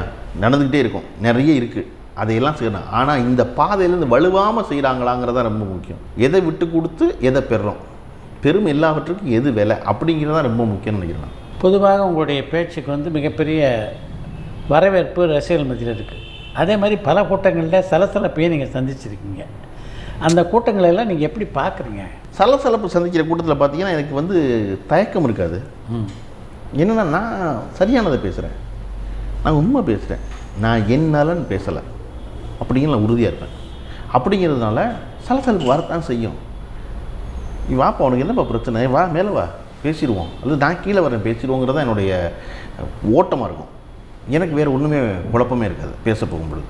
பாரதி ரொம்ப பிரமாதம் வரி சொல்லுவார், அதாவது நெஞ்சிலே ஒளி உண்டாயின் வாக்கிலே ஒளி உண்டாகும். நீங்கள் என்ன மனசு நினைக்கிறீங்களோ, மனசு நினைக்கிறத பேசிட்டீங்கன்னா உங்களுக்கு ஒன்றும் குழப்பம் இருக்காது. நீங்கள் ஹிடன் அஜெண்டா வச்சுட்டிங்கன்னா பேச வராது உங்களுக்கு, எனக்கு பேச வராது, ஹிடன் அஜெண்டாவோட பேச முடியாது. நான் ஒன்று நம்புகிறேன், இன்றைக்கி இது சரின்னு நம்புகிறேன், இதுக்கு பின்னாடி எடுத்து ரெஃபரன்ஸ் பார்க்குறேன், சரியாக தான் இருந்திருக்கு, இதன் மூலமாக என்னவெல்லாம் நன்மை விளைஞ்சிருக்குன்னு யோசிக்கிறேன், நன்மை விளைஞ்சிருக்கு, அந்த நன்மை பின்னாடி தொடருமான்னு பார்க்குறேன், தொடரும், அப்போ இது சரி. பின்னால் வேறு ஒன்று மாறக்கூடும், அது அப்புறம். ஆனால் இன்றைக்கி இது ரொம்ப சரி, இதை தொடரணும்னு நான் நினைப்பேன். அதனால வந்து எனக்கு பேசும்பொழுது எந்த குழப்பமும் இருக்காது. ஏன்னா நான் அது முழுமையாக நம்புவது. நான் ஒரு நாள் மாற்றி பேச மாட்டேன், ஒரு நாள் மறந்து வேறு ஒன்று சொல்லவே மாட்டேன். காரணம் நான் முழுமையாக நம்புவதை தான் நான் சொல்கிறேன். அதனால் எனக்கு அந்த குழப்பமே இருக்காது. தொடர்ந்து அரசியல் விமர்சகராகவே இருப்பீங்களா? நீங்கள் அரசியல்வாதியாக மாறுவதற்கான நான் படம் பண்ணுறதுன்னு வந்து நான் படம் பண்ணதா ஒரு பெரிய இடைவெளி வந்துருச்சு. திருப்பி நான் படம் பண்ணணும். எனக்கு சினிமா என்பது தான் வந்து பெரிய அடிப்படை ஆர்வம் தான். நான் அதில் தான் பணம் சம்பாதிக்கிறேன். நான் பணம் சம்பாதிக்கிற வேலையை பார்க்கணுங்கள, அதில் தான் எனக்கு பணம் தராங்க, நல்ல பணம் தர்றாங்க. இவ்வளோ நாள் படம் பண்ணாமே தாக்கு பிடிக்க முடிகிற அளவுக்கு பணம் தந்திருக்காங்கன்னா எவ்வளோ தருப்பாங்க நினச்சி பார்த்துக்குங்க. இப்போ ஒரு தொலைக்காட்சியில் வந்து ஜி தொலைக்காட்சியில் வந்து ஒரு நிகழ்ச்சி நடத்துகிறேன், அதில் பணம் தராங்க. அப்போ திருப்பி படம் பண்ணணும், டேரக்டரோட வேலை பார்க்கணும். சின்ன சின்ன படங்கள் வந்து சின்ன சின்ன ரோல் நடிச்சுக்கிட்டு இருக்கேன். படங்கள்லாம் பெரிய படம், சின்ன சின்ன ரோல் நடிச்சுக்கிட்டு இருக்கேன். இன்னொரு படம் நடிக்கிறதுக்கான இது பேசியிருக்கேன், அது பேசணும். ஸோ அந்த வேலைகள்லாம் பார்க்குறதுனால அரசியல் என்பது இன்றைக்கி அதை செய்ய முடியும். காரணம் அரசியலுக்கு என்பது முழுமையாக போகும் பொழுது நம்ம முழுக்க தன்னறிவு பெற்ற ஆளாக இருப்பது போதும் நினைக்கிற ஆளாக அரசியலுக்கு போனால் நல்லதுன்னு நினைக்கிறேன். அரசியல் மூலமாக நம்ம வந்து நம்முடைய வாழ்க்கையை நடத்தக்கூடாது அப்படின்னு நினைக்கிறேன். நினைக்கும்போது எனக்கு தெரிஞ்ச எனக்கு பணம் சம்பாதிக்கிற வழி என்பது திரைத்துறை தான். ஸோ அதில் இன்னும் வேலை செய்யணும். அதுக்கு ஒரு 2-3 வாய்ப்பு இருக்குது. அடுத்த வருஷம் படம் ஆரம்பிக்கிறேன் ஜனவரியில், டைரக்ஷன் படத்தை. ஸோ அந்த டைரக்ஷன் படத்தை பண்ணிவிட்டு அதுக்கப்புறம் மட்டும் மெதுவாக செய்யலாமே. அது மாதிரி நான் முதல்ல நடிகர்கள் அரசியலுக்கு வரலாமான்னு சொல்கிற மாதிரி தான். காலத்தன் கைகளுக்குள்ளே என்ன பொத்தி வச்சுருக்கு தெரியாது. எனக்கு ஆர்வமாக இருக்குன்னா இருக்குது, கண்டிப்பாக இருக்குது. அது ஒரு 24 மணி நேர வேலை, முழுமையாக தன்னை ஒப்படைக்க வேண்டிய வேலை. அது ஒரு பெரிய சந்தோஷம். காரணம் சமூகத்திற்காக நலன் செய்கிற வேலையை பார்க்குறது. நமக்கு யோசிக்கிற நம்முடைய ஒத்த சிந்தனை இருக்கிற எல்லாரையும் வச்சுக்கிட்டு இதை ஒரு காரியம் செஞ்சால் இதன் மூலமாக இவ்வளவு பேருக்கு நன்மை நடக்குங்கிற காரியத்தை செய்வது என்பது எவ்வளோ பெரிய மகிழ்ச்சி இல்லையா? குடி செய்வல் ஒருவருக்கு தெய்வம் மடிதற்று தான் முந்திருங்கிறான். நீ வந்து தன் குடிமக்கள் தன்னை சார்ந்து இருக்கிறவங்களுக்கு நல்லது செய்கிறதுன்னு வேலை செய்ய போனேன்னா தெய்வம் ஒன்று இருக்கான்னு தெரியல. அப்படி ஒன்று இருந்துச்சுன்னா அது வேட்டியை மடிச்சு கட்டிட்டு முன்னாடி வருமா, வாடா நான் உனக்கு உதவி செய்கிறேன்னு. யாருக்கு வரும்? குடி செய்வல் ஒருவருக்கு தான். அப்போ அது அப்படி ஒரு வேலை, அரசியல் வேலை. அதில் ஆர்வம் இருக்கான கண்டிப்பாக இருக்குது. இன்றைக்கி முடியுமான்னு எனக்கு தெரியல. ஆக பொருளாதார ரீதியாக தன்னிறைவு பெற்ற பிறகு கருப்பயணிப்பன் அரசியல்வாதியாக வாய்ப்பு இருக்குது. இல்லை சார், தன்னிறைவு என்பது அப்படி அர்த்தம் இல்லை. தன்னிறைவுங்கிற அளவே கிடையாது. தன்னிறைவு எது தன்னிறைவு அப்படின்னு தன்னிறைவு கிடையாது. நான் சொல்கிறது இன்றைக்கு பணம் சம்பாதிப்பதற்கான உடனடி தேவை எனக்கு இருக்குது. தேவைக்கு வந்து படம் பண்ணணும், படம் பண்ணதுக்கப்புறம் அந்த வேலையை செய்யணும். அதுக்கு பெருசாக பணமெல்லாம் ஒன்றும் தேவையில்லை. நான் எப்பொழுதுமே சொல்லுவேன், நம்ம ஒரு பெரும் பணமெல்லாம் சேர்த்து வைக்க வேண்டியது இல்லை. பெருமணம் சேர்த்து வச்சு என்ன பண்ண போகிறோம்? பிள்ளைய அயோக்கியனாக்க போகிறோம். வேறு ஒன்றுமே நடந்துடாது. நீங்கள் பணம் சேர்த்திங்கன்னா வேறு என்ன நடக்கும்? ஓ அப்பா நல்லா வச்சுருக்காரா அப்படின்னு நினச்சிட்டு அவன் ஊதாரித்தனமாக செலவழிக்க போகிறான், அவ்வளோதான். வேறு ஒன்றும் நடந்துடாது. அதனால் பிள்ளைகளுக்கான கல்வி, அடிப்படை கல்வியும் அவர்களுக்கு தனியாக சொந்தமாக நிற்பதற்கான வேலையும் தான் பெற்றோரை நம்ம செய்ய வேண்டியதை ஒழிய வேறு ஒன்றும் செய்ய வேண்டியதில்லை. எனக்கு இருக்கிறக்கு ஒரு வீடு இருக்குது, போகிறக்கு ஒரு கார் இருக்குது, போதும் தான். தன்னிறைவு என்பது முடிவே வராது இல்லையா? நீங்கள் பார்த்தீங்கன்னா மாபெரும் அயோக்கியத்தனங்களெல்லாம் யார் பண்ணியிருப்பான் அப்படின்னா அந்த வேலை உணவில்லாத எளிய மனிதன் பண்ணவே மாட்டான் அந்த வேலையை. ஏற்கனவே பெருமணம் சம்பாரிச்சு வச்சுருக்க வந்து அந்த வேலையை செய்ய வேண்டாம். இவ்வளோ பணம் வச்சுருக்கீங்கடா, வச்சுக்கிட்டு ஏன்டா அந்த வேலையை செய்கிறீங்கிறது எனக்கு குழப்பமாக இருக்கும். அந்த மாதிரி தன்னிறைவுங்கிற வார்த்தை நம்ம அப்படி குழப்பிக்கக்கூடாது. நான் நினைப்பது இன்று எனக்கு ஒரு வேலை, இன்று எனக்கு ஒரு பணம் சம்பாதிக்கிறதுக்கான இடம், அதுக்கான தேடுதல் எனக்கு இருக்குது. என்னையை தேடுற ஆட்கள் இருக்காங்கும் போது இது படம் பண்ணுவேன் இப்போ அப்படின்னு நான் நினைக்கிறேன். இப்போ நீங்கள் ஜி தொலைக்காட்சியில் தமிழான்னு ஒரு நிகழ்ச்சி நடத்திக்கிட்டு இருக்கீங்க. அந்த நிகழ்ச்சியில் உங்களை மிகவும் கவர்ந்த விஷயம் எது? எனக்கு ரொம்ப பிடிச்சிருந்த விஷயம் பார்த்தீங்கன்னா, எனக்கு ஒரு பெரிய வந்து லேர்னிங் ப்ராசஸ் அந்த ப்ரோக்ராமை. ஒவ்வொரு வாரமும் புதிய மனிதர்கள் 100 பேரை சந்திக்கிறேன். தமிழ்நாட்டுக்கு வேறு வேறு பக்கங்களில் வேறு வேறு பொருளாதார அளவுகளில் வேறுபாடு உடைய ஆட்களை சந்திக்கிறேன். எல்லா மனிதர்களும் மிக நல்லவர்களாக இருக்காங்க. எல்லாரும் எல்லாவற்றை பற்றியும் ஒரு விடாப்பிடியான கருத்து வச்சுருக்காங்க. அந்த கருத்தை சன்னஞ்சன்னமாக பேசுனீங்கன்னா மாறுவதற்கு அதை விடவும் வேகமாக தயாராக இருக்காது. ஓ நான் இப்படி நினச்சேன், அப்படி இல்லையா அப்படின்னு. நான் இப்போ கடைசி சமீபத்தில் நடந்த நிகழ்ச்சி ஈரோட்டிலேருந்து ஒருத்தர் இருந்தார், கார்த்திகேயன் பேர். அவர் பேசிகிட்டே இருந்தார். அந்த நிகழ்ச்சி ரொம்ப சிறப்பாக பேசினார் ஒருத்தர். என் மனைவி வேலைக்கு போவதால் என் குடும்பத்தில் எவ்வளோ சிரமப்படுறேன் பாருங்க, நான் நல்லா சம்பாதிக்கிறேன் அப்படிலாம் பேசிகிட்டு இருந்தார். நான் பேசி முடிக்கும் போது இல்லைங்க வேலைக்கு போகணும் பெண், நமக்கு வந்து அதை பேலன்ஸ் பண்ண வரல இன்னும். உங்கள் மனைவி உங்களோட வேலையை தூக்கி வீட்டுக்குள்ளே வர்றாங்க, நீங்களும் உங்களுடைய வேலையை தூக்கிட்டு வீட்டுக்குள்ளே போகிறீங்க. அதனால இந்த முரண் ஏற்படுது. வேலையை வீட்டு வாசலில் விட்டுட்டு உள்ளே போய் குடும்பத்தை நடத்துனீங்கன்னா இது முரண் வராது. அதற்காக பெண்ணை வேலைக்கு போகாதுன்னு சொல்லாதீங்க.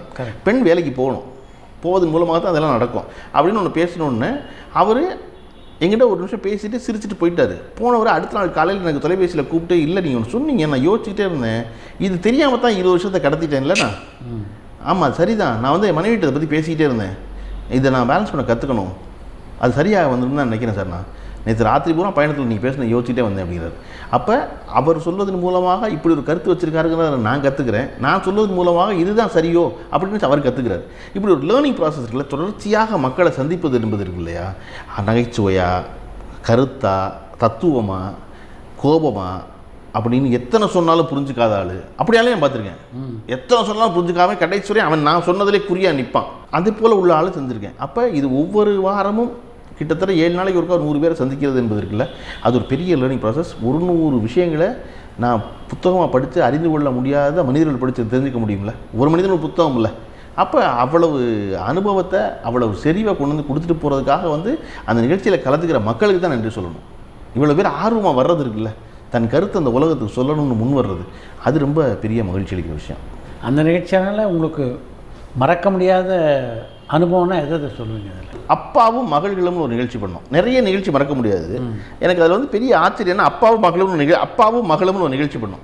கல்யாணம் பண்ணி போயிட்டாங்க பிள்ளைலாம். பொதுவாகவே நம்ம சமூகத்தில் நம்முடைய வளர்ப்பில் ஒரு 15-16 வயசில் பெண் பிள்ளைகள் வந்து அப்பா விட்டு விலகிடுறாங்க. பெரிய தொடுதலே இருப்பதில்லை. ஆமாம், நீங்கள் அணைப்பெல்லாம் அப்புறம், முத்தம்லாம் அப்புறம், தொடுதலே இருக்கிறதில்லை. அப்புறம் திருமணம் முடிச்சதுக்கப்புறம் அவளுடைய பிள்ளை அப்படி கொஞ்சம் கொஞ்சமாக வெளியே 2 பேருக்கும் அவருடைய பாசம் மட்டும் அதிகமாக இருக்கும். இந்த பொண்ணுங்க எல்லாத்தையும் என்ன செய்யணும் அப்படி என்னன்னு கேட்டுருவேன். எங்கள் அப்பா கையால் ஒரு வாய் சாப்பிடணுங்கிறது தான் அவளுடைய விருப்பமாக இருந்துச்சு. அந்த அப்பா வந்து கொடுத்த இட்லி வந்து நம்ம ப்ரொடக்ஷனில் வச்சுருந்த ஒரு வாய் இட்லி. ஆனால் அந்த ஒரு வாய் இட்லிக்கு அத்தனை பிள்ளையும் எழுதுருச்சு. ஏன்னா அது கிட்டத்தட்ட 15 ஆண்டு காலமாக, 20 ஆண்டு காலமாக, 25 ஆண்டு காலமாக, கடைசியாக நான் இப்போ 12 வயசில் சாப்பிட்டேன். எங்கள் அப்பா ஊட்டி கடைசியாக நான் எப்போ சாப்பிட்டேன், 8 வயசில் சாப்பிட்டேன் அப்படின்னு. அப்போ அப்பா ஊட்டின உடனே எந்த வேறுபாடும் இல்லாமல் உட்கார்ந்துருந்த 30 பெண்கள் எழுதிட்டாங்க. அதை போலவே இந்த புகருக்கு அப்பாக்கள் எழுதிட்டாங்க. அது யாரும் திட்டமிடலை, ஆனால் அதுதான் உள்ளுக்குள்ள இருந்த எமோஷன். ஒருவேளை நான் ஊட்டி இருந்தால் என் மகள் அப்படி தான் எழுதிருப்பாளோன்னு நான் நினச்சேன். அப்போ இது வந்து அன்றைக்கி இருக்க புதிய இதை போல் நடத்தின இந்த 3 ஆண்டு காலமாக நடத்தியிருந்த நிகழ்ச்சிகளில் பல்வேறு அனுபவங்கள் இருந்திருக்கு. திரும்ப திரும்ப அரசியல் தலைவர்கள் வந்திருக்காங்க, கருத்துக்கள் பேசியிருக்கோம். ரொம்ப நினைவில் வந்து மேல் நோக்கி இருக்கிறதுன்னு பார்த்தீங்கன்னா, அம்பேத்கரை பற்றி ஒரு சிறப்பு நிகழ்ச்சி பண்ணோம். அம்பேத்கரை வச்சு அண்ணன் திருமாவளவன் அவர்கள் வந்திருந்தாங்க. தமிழ்நாட்டினுடைய முக்கியமான ஆளுமைகள் எல்லோரும் வந்து கேலரியில் உட்காந்தாங்க. அண்ணா திராவிட முன்னேற்ற கழகம், திராவிட முன்னேற்ற கழகம், எல்லா கட்சிக்காரர்களும் வந்தாங்க. அம்பேத்கர் சொல்லும்போது ஒன்றும் வேறுபாடு இல்லைல்ல. அப்படி எல்லாரும் வந்தாங்க. கல்வியாளர்கள் வந்தாங்க, ஐஏஎஸ் அதிகாரிகள் வந்தாங்க, மாணவர்கள் வந்தாங்க. கிட்டத்தட்ட ஒரு 4 மணி நேரம் பேசணும். நிகழ்ச்சி ஒளிபரப்பானது 1.5 மணி நேரத்துக்கு தான். 4 மணி நேரம் பேசின பொழுது அம்பேத்கரை நம்ம படிச்சிருக்கோம், அங்கங்கே படிச்சிருக்கோம். முழுமையாக நான் படித்ததில்லை அம்பேத்கரை. ஒரு நூலை முழுமையாக படிச்சிருக்கேன், ஆனால் முழு அம்பேத்கர் படிக்க முடியும். அண்ணாவை போல் அவர் வால்யூம் எழுதி வச்சுட்டு போயிருக்கவர். அது படிக்கிறது கூட வாழ்நாள் ப்ராசஸ். ஆனால் இவர்கள் ஒவ்வொருத்தரும் சொல்லும் பொழுது இருக்குல்ல, அம்பேத்கரை பற்றிய புதிய பார்வை இருந்துச்சு. இன்றைக்கு வரைக்கும் டிஜிட்டலில் அந்த ப்ரோக்ராமை எனக்கு தொடர்ச்சியாக தொலைபேசி வந்துக்கிட்டே இருக்குது. என்னென்னா, அந்த அம்பேத்கர் ப்ரோக்ராமை யாராவது ஒருத்தர் Z5 ஆப்பில் பார்த்துட்டு, என்ன சார் அந்த ப்ரோக்ராம் அவ்வளோ பிரமாதமாக இருக்குது, அம்பேத்கர் இதெல்லாம் செஞ்சுருக்காரா அப்படின்னு ஒரு கேள்வி ஆச்சரியம் எழுப்பிட்டே இருக்காங்க. அப்போ இந்த நிகழ்ச்சி என்பது ரொம்ப வெகுஜனத்துக்கு பிரியப்படுற ஒன்று செய்யணும். வெகுஜனம் அறியாத ஒரு விஷயத்தை அவங்களுக்கு பேசணும். அதன் மேலாக நாம் கொண்டாடப்பட வேண்டிய தலைவர்களை, கொண்டாடப்பட வேண்டிய தத்துவத்தை தொடர்ச்சியாக சொல்கிற வாய்ப்பு இருக்குது. இது இல்லாமல் அந்த நிறுவனத்துக்கு நன்றி சொல்ல வச்சுக்கோங்க. காரணம், அந்த நிறுவனம் அதில் பெருசாக வந்து தலையிட்டு இதை நிப்பாட்ட வேண்டாம்னு சொல்கிறது இல்லை. அவர்கள் சும்மா ஒரு பார்வை பார்த்துக்குவாங்க. ஓகே, எவ்ரிதிங்ஸ் கோயிங் வெல்லாங்கிறது மட்டும் தான் பார்த்துக்குவாங்களே ஒழிய இதைத்தான் நடத்தக்கூடாதுன்னு சொல்ல மாட்டாங்க. நம்பராக தான் எப்பொழுதுமே பார்ப்பாங்க எல்லாரும். ஆனால் இந்த நிகழ்ச்சியை மட்டும் பார்த்தீங்கன்னா ஜீ தொலைக்காட்சியில் நம்பராக பார்க்க மாட்டாங்க.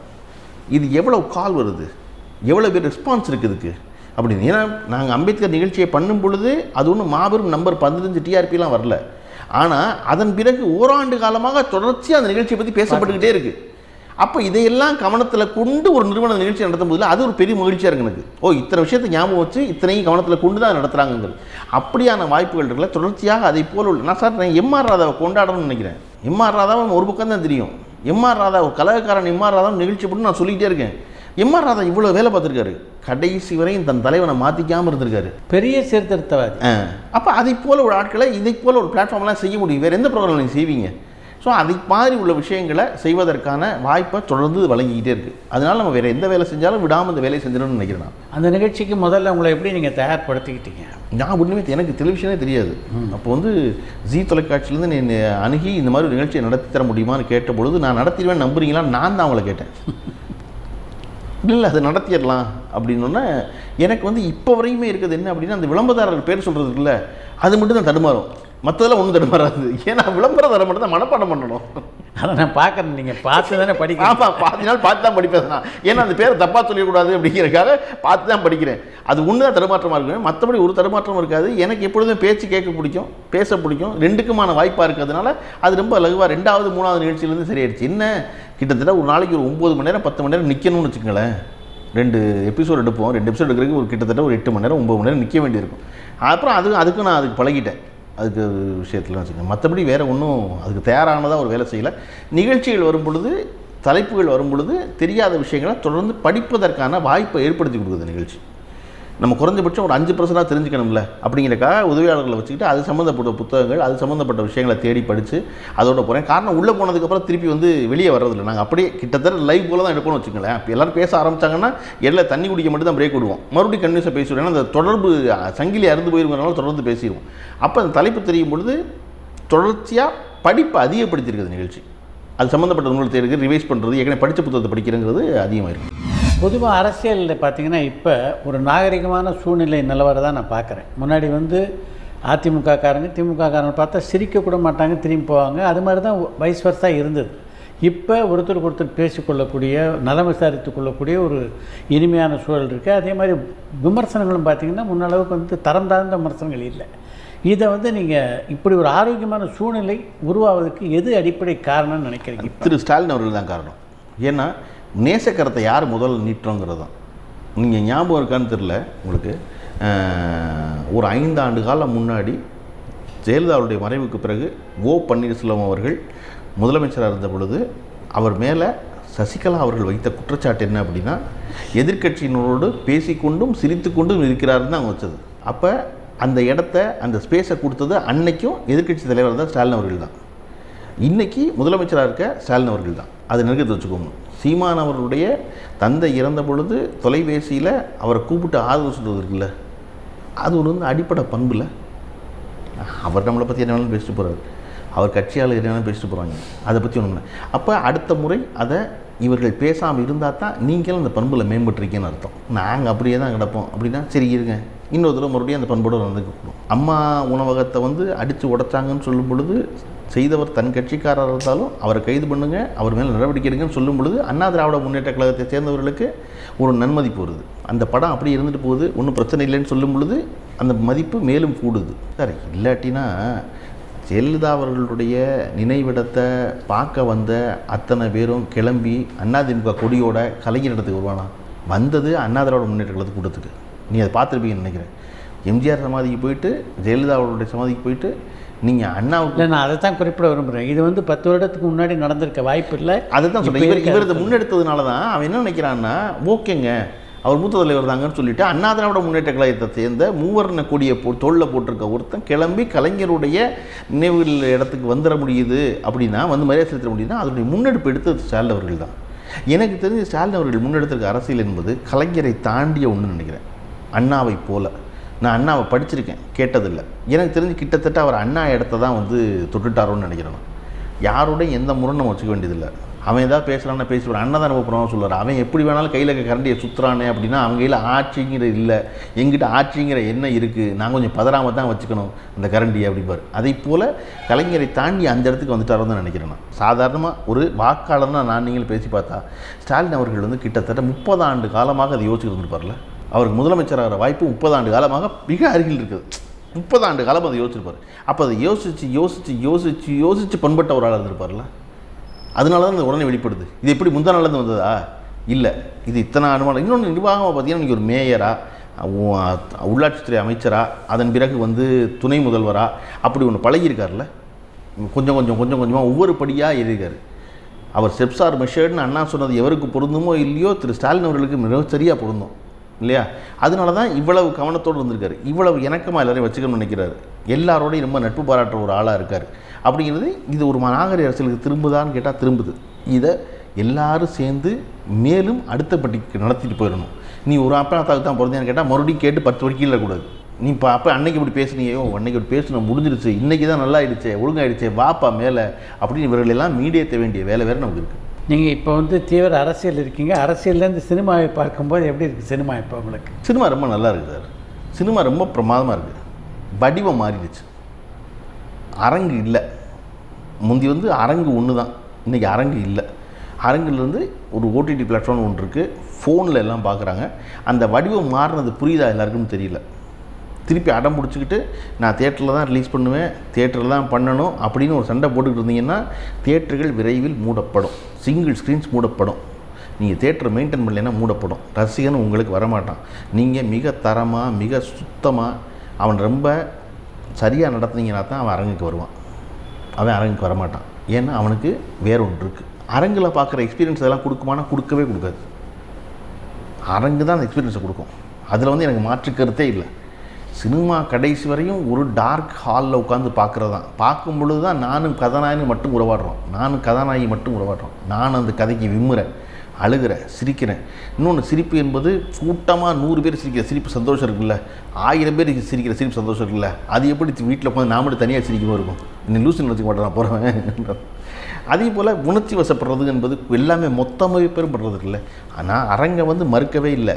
ஆனால் அரங்கு மட்டுமே இல்லை அப்படிங்கிற உண்மையை நீ புரிஞ்சுக்கணும். திருப்பி அடம் பிடிச்சிக்கிட்டு நீங்கள் மோசமான கார் பார்க்கிங் இல்லாத சுத்தம் இல்லாத கழிப்பறைகளை வச்சுக்கிட்டு தேட்டருக்கு வான்னு அவனை கூப்பிட்டா அவன் வரமாட்டான். அவன் வருவான். யாருக்கு வருவான்னா விஜய் போல், ரஜினிகாந்த் போல் இருக்க உச்ச நட்சத்திரங்களின் படத்துக்கு வருவான். இந்த துன்பத்தெல்லாம் அவன் பொறுத்துக்குவான். எல்லா படத்துக்கும் அதை பொறுத்துக்க மாட்டான். கருப்புள்ளியம்மன் படத்துக்கு அவன் ஏன் பொறுத்துக்கணும்? நீங்கள் இருக்க ஆஃப் பீட் படத்துக்கு ஏன் அவன் பொறுத்துக்கணும்? அவன் என்ன நினைப்பான்? வேண்டாம், தேவையில்லை அப்படின்னு நினைப்பான். அப்போ நீங்கள் அவனை அதற்குரிய மரியாதையோடு நடத்துனீங்கன்னா அவன் அரங்குக்கு வருவான். அரங்கு மட்டும் இல்லைங்கிறது இன்றைக்கி இருக்க எல்லாருக்கும் விளங்குதான் தெரியல. நான் சண்டை போட்டுகிட்டே இருக்காங்க இப்போ சமயமாக. தேட்டர்லாம் கொடுக்குறோம், நீங்கள் ஓடிடியில் கொடுக்கக்கூடாது. நான் என்ன சொல்கிறேன், என்னை தனிப்பட்டதாக கேட்டிங்கன்னா அரங்குலேயும் ஓடிடிலையும் ஒரே நாளில் கொடுத்துடலாம். அது எதிர்காலத்தில் வரக்கூடிய வாய்ப்பு இருக்குது. அது கொடுத்துடலாம். நீங்கள் எப்படியும் தேட்டரில் யாராவது நீங்கள் அட்வான்ஸ் கொடுக்குறாங்களா படத்துக்கு? வியாபாரம் ஆகிற நடிகர்கள் 4 பேரை தவிர வேறு யாருக்கும் தேட்டர் அவங்களுக்கே பணம் கொடுத்து அவங்களுக்கே கொடுக்குறது இல்லையா? ஓகே, அவங்களுக்கே கொடுக்குறது இல்லை, கொடுத்து வாங்குறது இல்லை. நீங்கள் ஒரு அரங்கு வச்சுருக்கீங்க, அரங்கை கொடுத்தீங்கன்னா அவன் படத்தை போட போகிறான், காசு வந்தால் கொடுக்க போகிறீங்க. நீங்கள் இன்னொன்று எப்போ கேட்டாலும் 15 பேர் தான் வந்தாங்க, 25 பேர் தான் வந்தாங்கன்னு சொல்லிட்டு இருக்கீங்க.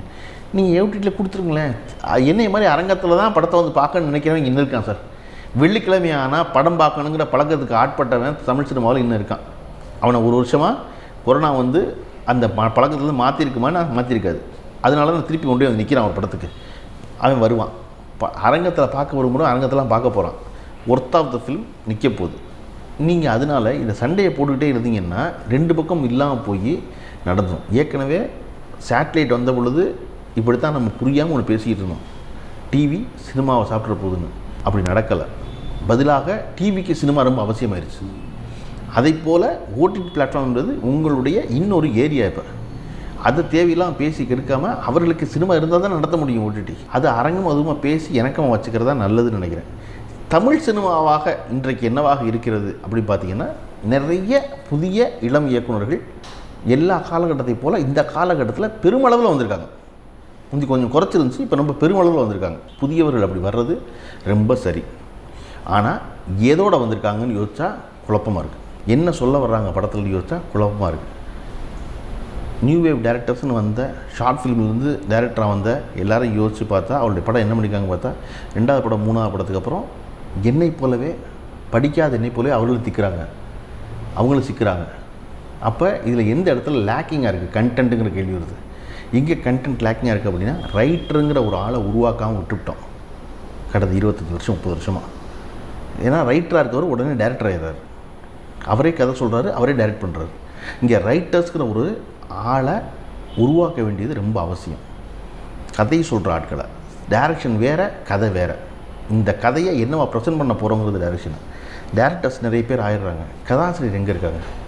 கதாசிரியர் இல்லை, உரையாடல் ஆசிரியர்கள் இல்லை, யாருக்கும் எழுத வர மாட்டேங்குது. நான் அதனால தான் திருப்பி என்ன உன்னையெல்லாம் வச்சு செஞ்சிருவேன் அப்படிங்கிறது இங்கே சிறந்த வசனமாக இருக்குது. டேய் வச்சு செஞ்சிருவேன் எப்படா சிறந்த வசனமாக இருக்கும் அப்படின்னா அதுக்கு மேலே அவனுக்கு தெரியாது. அதை எழுதுவதற்கு, அதை சொல்வதற்கு வொக்காபுலரி இல்லைல்ல, லாங்குவேஜ் இல்லை, வொக்காபுலரி இல்லை, படித்தா தான் இருக்கும். அப்போ அதுக்கு எல்லாருக்கும் இருக்குன்னு அவசியம் இல்லை. அதுக்கு ஒரு உரையாடல். பாரதி ராஜா அவர்கள் கடைசி வரை இப்போ வரையும் பேனா எடுத்து பேப்பர் எடுத்து ஒரு பக்கம் எழுதுனதில்லை. ஆனால் அதை பாக்கியராஜ் அவர்களோ கலைமணி அவர்களோ கலைஞான அவர்களோ எழுதி கொடுத்தா அவரை விடவும் நேர்த்தியாக படுகிறாள் இல்லை. ரவிக்குமார் அவர்கள் எழுதின கதை 3 கதையோ 4 கதையோ தான் மொத்த படத்துக்கு இத்தனை படத்தில். ஆனால் அந்த படத்தை அதை விட நேர்த்தியாக ஒருத்தர் வந்து ஒரு கமர்ஷியல் சினிமா எடுக்க முடியாத அளவுக்கு எடுத்த ஒருத்தர் இல்லையா. அப்போ இவர்களுக்கு எல்லாம் ரைட்டர் கூட இருந்தாங்க எல்லாரோடையும். இப்போ ரைட்டருங்கிற ஆள் இருக்காங்களான்னு டேரக்டர்ஸுக்குன்னு பார்த்தா அங்கே ஒருத்தர் இங்கே ஒருத்தவங்க இருக்காங்க. அவங்களும் என்ன எழுதுறாங்கன்னா வச்சு செஞ்சிருவேன்னு எழுதுறாங்க. வேறு ஒன்றும் எழுத மாட்டேங்கிறாங்க. என்னடா வேறு ஒன்றுமே எழுத மாட்டேங்கிறீங்க. அதை ரொம்ப கவனம் செலுத்த வேண்டிய இடத்துல இருக்கும். அதற்கு முக்கியமான காரணம் தயாரிப்பாளர்கள் கதை கேட்பதே இல்லை. படத்தை முடிவெடுக்கிற இடத்துல தயாரிப்பாளர்கள் இல்லைன்னு நினைக்கிறேன். தயாரிப்பு ப்ரீ ப்ரொடக்ஷனில் சொல்கிறேன். ப்ராஜெக்ட் அசம்பிள் பண்ணுறாங்க. இவர் நடிகர், இவர் டைரக்டர், இதெல்லாம் வச்சா இந்த மாதிரி ஒன்று நடக்குமான்னு நடக்குது. அவ்வளோதானே ஒழிய ஒரு கதை கேட்டு அந்த கதையில் ஈர்க்கப்பட்டு வியாபாரம்லாம் அப்புறம். சத்யஜோதி அப்படி ஒரு படம் கம்பெனியாக இருந்துச்சு இல்லை, கோவை தம்பி ஒரு கம்பெனியாக இருந்துச்சு, தேவர்னு ஒரு கம்பெனியாக இருந்துச்சு. எல்லா படமும் கமர்ஷியல் தான், காசு வரணும் தான். ஆனால் அதுக்கு நடுவில் ஒரு கதை ஈர்க்கப்பட்டாங்க அப்படின்னு சொன்னால் அந்த கதையை எடுத்துருவோம், அப்புறம் பார்த்துக்குவோம், அது வியாபாரம் பண்ணிக்குவோம் அப்படிங்கிற இடத்துக்கு போகும்போது கதை கேட்பவர்களாக தயாரிப்பாளர்கள் இருந்தாங்க. அவங்க முடிவு பண்ணிவிட்டு போய் கதாநாயகனை தேடினாங்க. யாரை வச்சுக்கலாம், இதுக்கு யார் சரியாக வரும், அவர் சம்மந்தப்பட்டவர் சரியாக வரமாட்டாருன்னா யாரை வச்சு சரி பண்ணலாம், இவரை வச்சு எடுத்துக்கலாம், பரவாயில்ல, அவர் கிடைக்காது என்ன அப்படின்னு அதுக்கு புஷ் பண்ணுறதுக்குல அந்த வேலைகளை இன்றைய தயாரிப்பாளர்கள் செய்வதில்லை. அப்படி ஆள் ரொம்ப குறைஞ்சிட்டாங்க. முக்கியமான காரணம் என்னென்னா, தயாரிப்பாளர்கள் இப்போ கதையை செலக்ட் பண்ண பிறகு அதில் அந்த கதாநாயகர் நடித்தாங்க. இப்போ தயாரிப்பாளர் தேர்ந்தெடுக்கிற கதையில் அந்த கதாநாயகரில் நடிக்க வைக்க உங்களால் முடியல. அதனால் அவர் தேர்ந்தெடுத்து வச்சுருக்க கதை எடுத்தாலாவது ஷூட்டிங் நடக்கும் அப்படின்றதுல போயிடுறாங்க. அதான் எனக்கு பஞ்சர் நாசில் ஒரு பேட்டியில் சொல்லியிருந்தார். தம்பிக்கு இந்த ஒரு படம் பண்ணும் பொழுது ரஜினிகாந்த் அவர்கள் வந்து ரொம்ப குழப்பம் இருந்துச்சான். இவ்வளவு நகைச்சுவோடு நம்ம தாக்கு பிடிப்போமான்னு. பஞ்சர் நாசில் வந்து இந்த படம் ஓடலைன்னா யாருக்கு நட்டம் அப்படின்ட்டுருக்காரு. உங்களுக்கு தான் அப்படின்ட்டுருக்காரு. அப்புறம் என்ன, நான் பார்த்துக்கிறேன், நடிகை நீ அப்படின்ட்டுருக்காரு. ஓகேன்னு இப்போ நடிக்க போயிட்டார் ரஜினிகாந்த். அன்னைக்கே ரஜினிகாந்த் உச்ச நட்சத்திரம் தான். ஆமாம், அன்னைக்கே பெரிய வியாபாரம் தான். ஆனால் நமக்காக ஒருத்தர் சிந்திக்கிறாரு. அவர் ஒன்றும் மாற்றிலாம் சொல்ல மாட்டார். நமக்கு இதை பற்றி ஒரு சின்ன சந்தேகங்கள்லாம் இருக்குது. ஆனால் இந்த சந்தேகத்தை பூரா தூக்கி அவர் தலையில் வச்சுருவோம், நம்ம பாடு நடிக்க போங்கிற எண்ணம் இல்லை. அதைத்தான் இன்றைக்கு கற்றுக்க வேண்டியது ரொம்ப முக்கியம். அது நீங்கள் ஒன்றுமே டிசைட் பண்ண முடியாது, எதையுமே முடிவு பண்ண போகிறதில்ல. நீங்கள் கதை கேட்ட படம்லாம் எப்படி இருக்குன்னு பார்த்துட்டோம் நாங்கள். சரி, நீங்கள் அதனால் இது குறைஞ்சபட்சம் பணம் போடுற ஆளுக்கு அந்த இதை கொடுத்துருங்களேன், அந்த வாய்ப்பை. சரியோ தப்போ அவர் தான் சார். எண்டாவது சினிமாவில் பணத்தை இழக்கிற ஒரே ஒரு ஆள் தயாரிப்பாளர் மட்டும்தான். மற்றவர்களாம் காலத்தை இழக்கிறாங்க, வெற்றியை இழக்கிறாங்க, அதெல்லாம் வேறு. ஆனால் பணம் போச்சுங்கிற ஒரே ஒரு ஆள் தயாரிப்பாளர் தான். அந்த தயாரிப்பாளர் முடிவு பண்ணிடட்டுமே, ஒரு தடவை செஞ்சு பார்த்துருமே இருக்கணும். அதை அல்லது அந்த முடிவெடுக்கிற இடத்துக்கு தயாரிப்பாளர் வந்துடணும். உங்களை யாரும் முடிவு ஏன் தயாரிப்பாளர் வரமாட்டேங்கிறாங்கன்னு தெரியல. காரணம் அவர்களிடத்துல பாதி பேர்ட்ட பணம் இல்லை. ஏதாவது ப்ராஜெக்ட் அசம்பிள் பண்ணி தான் பணத்தை பெற வேண்டியது. பணம் வச்சிருக்கிற தயாரிப்பாளர் என்ன செய்கிறாங்க அப்படின்னா படம் எடுக்கிறது இல்லை. இந்த பிரச்சனைக்கே போவானான்னு ஒதுங்கி நிற்கிறாங்க, பேசாமல் இருக்காங்க. அதுதான் சிக்கல். ஆனால் தெலுங்கு சினிமா ரொம்ப பிரமாதமாக இருக்கதா சொல்கிறாங்க. இப்போ மலையாள சினிமா வந்து பார்த்தீங்கன்னா ஓடிடியை ரொம்ப சரியாக புரிந்து கொண்டு சரியாக பயன்படுத்துகிறாங்க. சின்ன சின்ன தயாரிப்பாளர்கள் வந்து ரொம்ப 1 கோடி ரூபா 1.5 கோடி, அவங்களுக்கு அது நல்ல பட்ஜெட் தான் வச்சுங்களேன். நமக்கு இங்கே 5 கோடி ரூபா மாதிரி, நமக்கு இங்கே ஒரு 5 கோடி ரூபா கொடுத்தா நல்ல படம் எடுக்கிற பல டேரக்டர் இருக்காங்க இங்கே. ஆனால் அந்த 5 கோடி ரூபா இல்லாத பிரச்சனை இங்கே என்னென்னா சார், 2 கோடின்னு ஆரம்பித்து அந்த படத்தை 5 கோடியில் கொண்டு முடிக்கிறாங்க சார். நீங்கள் 5 கோடின்னு படம் ஆரம்பிச்சு 5 கோடியில் முடிக்கணும். நான் எதுக்கு நீங்கள் 2 கோடி ஆரம்பிச்சு 5 கோடியில் முடிக்கிறீங்க? அதுதான் சிக்கல். 5 கோடி ஆரம்பிச்சு 8 கோடியில் முடிக்கிறது. Stick on to the budget. அந்த ஸ்கிரிப்டை கேட்கணும், அந்த ஸ்கிரிப்டை முடிவு பண்ணுது. அப்படி சார் மகா நடிகை போல் ஒரு படம் இருக்குல்ல சார், அது எப்போ சார் தமிழ் எடுப்போம்? சாவித்திரி நமக்கு தெரிஞ்ச ஒரு ஆள், எல்லாரும் ஈர்த்த ஒரு ஆள். அன்றைக்கி அவங்க படம் எடுத்த பொழுது கீர்த்தி சுரேஷுக்கு தெலுங்கில் எந்த பிஸ்னஸும் கிடையாது. கீர்த்தி சுரேஷ் அந்த முழு படம்.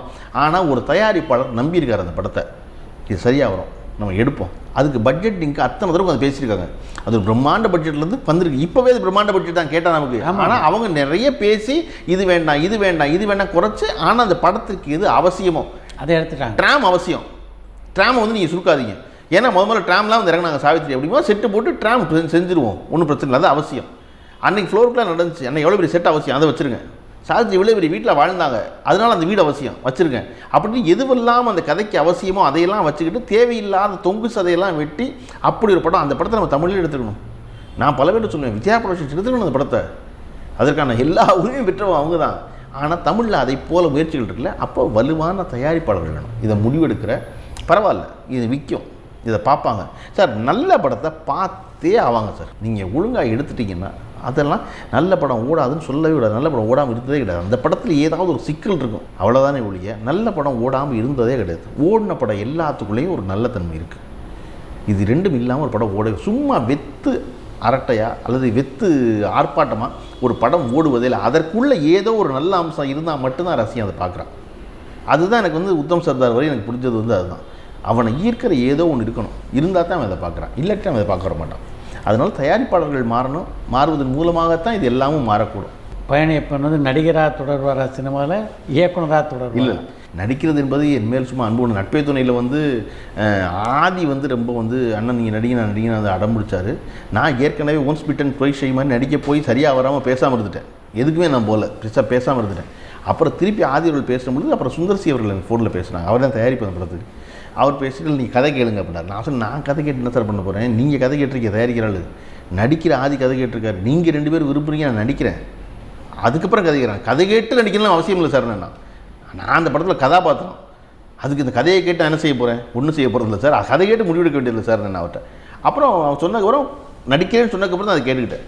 அந்த படம் வெற்றிகரமான படமாக இருந்ததுனால அதுக்கப்புறம் என்னை ஒரு 15 அரசியல்வாதி கூப்பிட்டாங்க. ஐயோ இந்த ரேடியோ கிட்ட விட மாட்டாங்க இவ்வளோ கிட்ட, நான் வரலங்கேட்டேன், அரசியல்வாதிக்கு வரல கேட்டேன்.